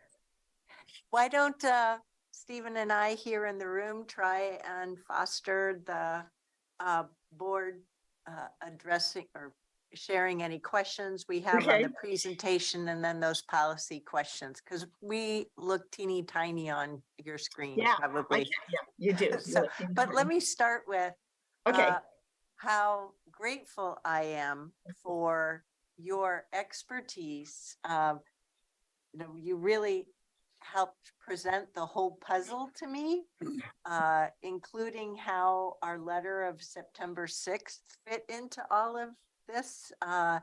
And Chris, you, Stephen, Nafisa, in all of the subject matter experts on all this transportation stuff. I am just grateful for you because I don't have the patience for these puzzles. I'm paying attention to other puzzles. Well, you guys take care of these ones. So thank you. So commissioners, what questions may you have on any of the material? And I just wanted to start there before we flash back to the policy questions slide. Does anyone have any questions or comments just on the material to start? I wanted to comment, Chair Harrington, I'm so glad that came across from the presentation because Stephen and Chris worked so hard to put this presentation together because like you said, it is a puzzle and there's so many moving parts and then there's so many conversations happening. And then at the end of it, it's also politicized. So they worked really hard to solidify the information and filter every other noise out, just present you the facts. So kudos to you, Chris and Stephen, how you did this. I think you captured this very well. Thank you. And you made it very streamlined for those who are not circular community. Thank you. So, commissioners, could we put up the policy question slide? Seeing that you don't have any questions or comments on just the bulk of the material, let's go through the list of 5 of us and see where you stand on these questions.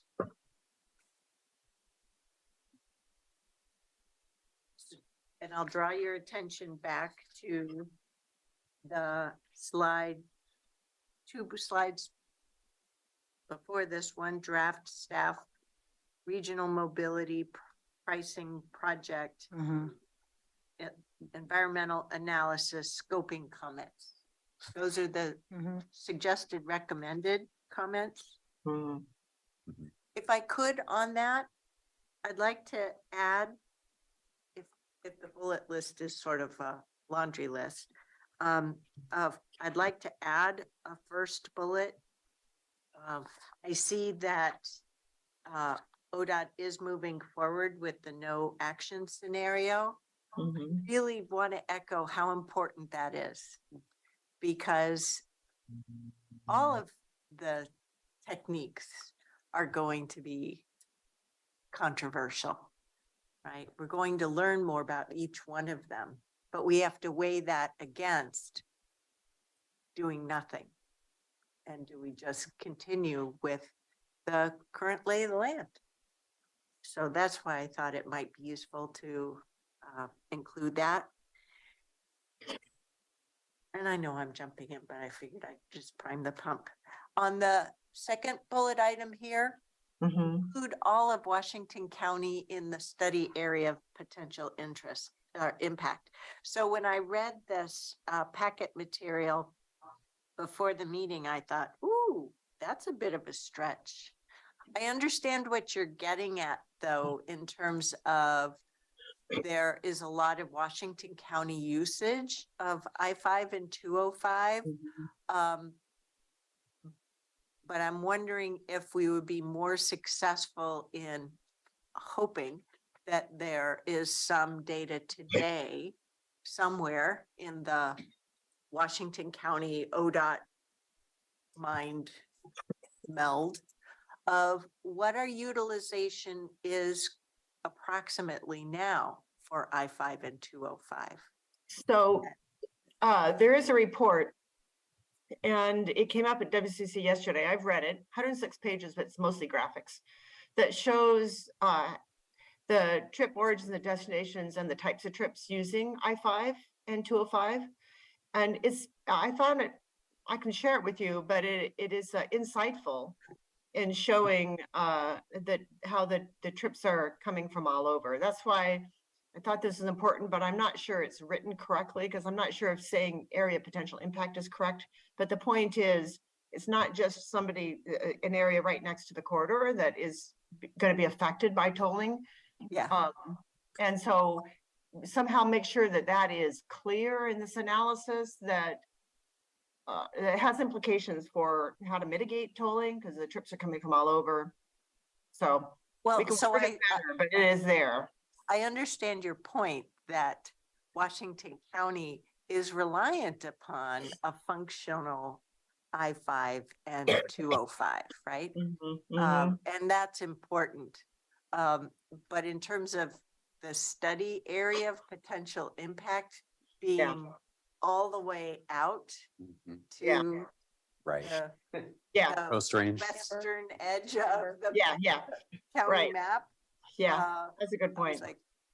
Because as I was reading this, I was looking at the maps in my office going, wow, that's a pretty massive area. So this could be reworded for sure. And so that's mostly the urban area. Other comments, commissioners? I think it's thumbs up for me to submit comments. We definitely need to provide board level comments.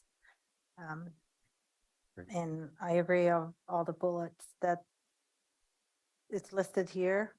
And it's also bullets that are being, all this resonates with everyone who's involved in the Regional Tolling Advisory Committee. So I think we're not being an outlier, except the Washington County part, because there's a Tualatin that's being called out in the purpose. And I think that's what Chris is getting at, that it's not just Tualatin. There are other areas in Washington County that are impacted, but how do we call that out? Hybrid, sure. So.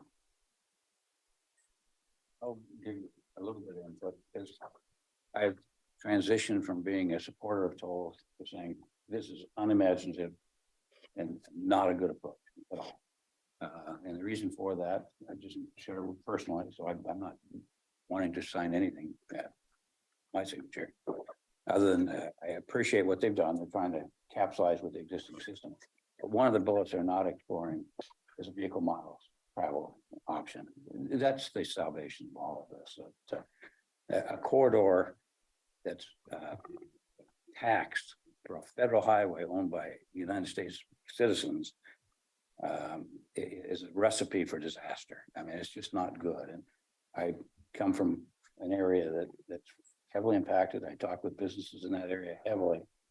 They're very opposed. So this is not a starter. But people are saying, is there other options to finance? And another option would be every citizen of the state and every electric vehicle and every gas powered vehicle, if they would pay a vehicle travel plus increase your licensing like other states. Every other state, I mean, got kids in Arizona, and they pay $700-800, to license a vehicle. We pay hardly anything here. That might go towards some cohesiveness. Absent that, what's going to happen is people are going to be lobbying their federal folks, not just from this state, from other states, to see if there isn't some other approaches that they might look at. So I'm a Debbie Downer. I appreciate that, but I think that there are other solutions. I'm not doubting that there's money needed. I'm not doubting that improvements need to be made. I'm not doubting that we need to do some things, but just simply saying we're going to toll these stretches and then we're going to increase our costs for every bit of goods and services that come in and out. It's terrible economics. And so that's my thought. So whatever the board wants to do, fine. I think that there is other voices that will be heard at different levels that will say, can you just open up the process? Chair, you mentioned about the no start. I think that's good to ground, but is this the only option? And ODOT will tell you they need money, they need money. Well, look at other ways of getting money other than this one. So that's my thought. BMT wouldn't have diversion issues either. Would not have any diversion issues. And it would get everybody in the state, because this is just the beginning. I mean, you got I-5 in Eugene, you got I-5 in Medford, you got I-5 all across the state, and you got 26. What's going to happen there? So 84 across the others. 84 on the other side. So a comprehensive look is what I think we need. And I'm just saying this take as an option. They can look at this all they want. The only other comment, $7 billion potential for a bridge across, the Columbia. I happen to believe in a supported multimodal project always. What amount of money will be available for any multimodal project? This is a big suck out of the whole region. So Commissioner Rogers, as you have been the board rep on the Region 1 Act, how has the Region 1 Act been discussing the need to operationalize a VMT? They have not. They have not been discussing it. Nope. Okay. Nope. Okay. Nope. I've got a couple questions to your comment, but which gets to this, and that is originally back when it was value pricing, one of the concepts was to reduce congestion by not diversion, but by reverse incentive to get people off of the freeways during busy times. So that was one concept. And I would guess that still holds true. The other was, my other question to you is, I don't understand why it works in so many other places around the country. So I don't understand the concept of why it wouldn't work here. Tell me a place that you might find me a place that's not connected with a bridge. Remember, there's going to be two sets of tolls, one for the bridge and another set in a non-bridge area. The New Jersey Turnpike. Do they add lanes for capacity? They have a different setup than we do, but okay. And so many of the opponents say that all these other places that have pricing models now, variable pricing models, were originally tolled roads, like the New Jersey Garden State. But they continued their toll after the Yes. road was paid for. Yes, yes. And So- used it for operations or expansion. So, and I'm really just asking the questions here. So, and then the other question about the VMT piece is, I'm a big proponent of that as well. But if I remember correctly, when it was discussed probably 6, 7, 8 years ago, there was a whole lot of concern about the government getting inside my car. Mhm. And I don't think that's gone away. The state legislature did a whole pilot. Yeah, and it did not show an acceptance rate. Right. So that's my other concern about, while I. We think didn't that- have cell phones in though, they track us already, so they know where we're at. Well, we had cell phones then too, Yeah. when the pilot went on. So, I'm because just I was a saying that metro it counselor. was very, Yeah. it was not well received, and it. I would. So participate. you're asserting that the question's been asked and answered. Mhm. Yeah. That's, You know, I'm saying there's other ways to measure it other than boundaries. I mean, you could go into your DMV every 6 months and you could do a reading of your odometer, and there's lots of ways to do it. Mhm. I'm just saying, can't we more comprehensively look at it? Well, I think what it boils down to, Commissioner Rogers, is that's all well and good, but your 4 other colleagues aren't convinced that we should pick up that mantle and run with it at this time and are staying focused on this input. That's great. You can be for it. I'll be the one on the other side. That's fine. I think the train left the station already, Roy. Yeah, I was just Going gonna back. say that. This is a Couple state being legislator. Yeah. Their ODOT As is long required. as you're representing the board's position.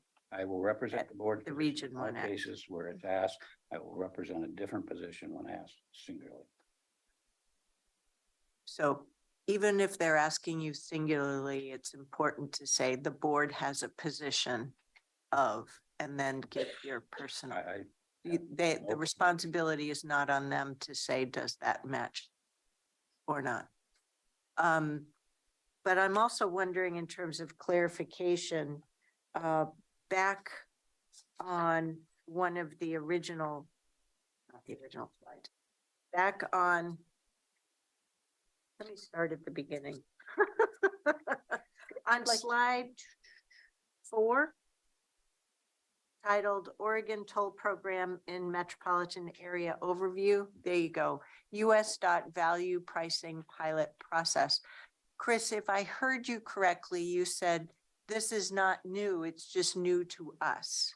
It is new to us, correct? Yes, it's And- new to us. Might you know, and therefore could you share for us, what other places in the country has US.DOT done this value pricing work already? I can't remember other places that it's working, but I know that the one thing that's new is nobody else has told all lanes before, so that makes us unique. The Okay. closest that I understand is New York City. New York City is kind of with us a little bit ahead. In fact, the fact that they're a little bit ahead means we can learn from some of their mistakes. And they are using this for a major tolling approach in New York City. So that's a comparable. There are others elsewhere. I could dig those up, but I can't remember where they are. But it's been around. You all probably remember when tolling was looked at on Highway 217. Remember that? That was the process. That was the application that the region did. Okay, but got what I'm that. really looking for is, has anyone implemented? They have implemented with this approach, yes, that's what I understand, but not tolling all lanes. That's the new part. Okay. I can find out for you. It's probably in some appendix that I've seen, but I don't remember. The Well- low-income toll report had Yes, two places they were modeling after where this worked. But it Yeah. was focused on specifically the low-income part of it, but it was a best practice as well. And also, Metro back in early 2020 had a panel of experts Yeah. where value pricing worked. But the question now is how and Yeah, when and. value pricing has been in place with cordon pricing all over the world. yeah. You know, I was a Metro counselor and sat through multiple Right. years of panels on that, so. Yeah. Hence why my patience on all of this I know. is Yeah, no, I'll look for that. I might also share you the report that shows all the graphics about where trips come to and from on I-5. I found that really interesting. So I'll look for that. Well, the But it reason I was does raising exist. it It is exists. thinking about the next steps and community engagement and Mhm. how important or how valuable it can be to show that while it's new to us here in Oregon, it's been done elsewhere, can really help demystify a lot of this. Information. Right. And this came out yesterday. That's right. WCCC was yesterday, correct? Mhm. Yeah. Yeah, I was These are listening in. merging. The ODOT, they really are trying to build trust and be transparent about this process. And I appreciated the video that I saw yesterday. Perhaps that would be a really good video to share with our board, or Brenda can share to you all. But it was really showing all lanes tolling and how it's going to be done, and what it will look like. And I think the point of the video was it's going to be seamless, but the idea is also educational, that how it's going to work because people don't know how it will work. So in terms of the submitting comments, looks like you've gotten 4 commissioners' thumbs up on the draft staff list. And so I'm assuming that you'll have a draft letter that will come to us for final thumbs up. Yes, we'll be bringing back a draft letter to discuss with you at your January 3rd meeting. We'll provide the letter in advance so that you have an opportunity to review it. What a way to kick off the new year. Very exciting. Talking about like already. New year, same topic. Times tolling comes up in our work sessions in the next year. I'd just like to make one other statement about this. Be every day, because I'm going to be here every day. And this comment is really not, it's not about tolling, it's about Oregon as a whole. And, I think one of my frustrations, and I know it's shared with some of my fellow commissioners, we don't have a sales tax. We have property tax limitations. We can't even talk about changes in those 2 areas. And tolling falls into that umbrella as well for me from an intellectual standpoint. And that's another reason that I feel pretty strongly that Oregon as a state needs to move forward in relationship to infrastructure and how we do work here.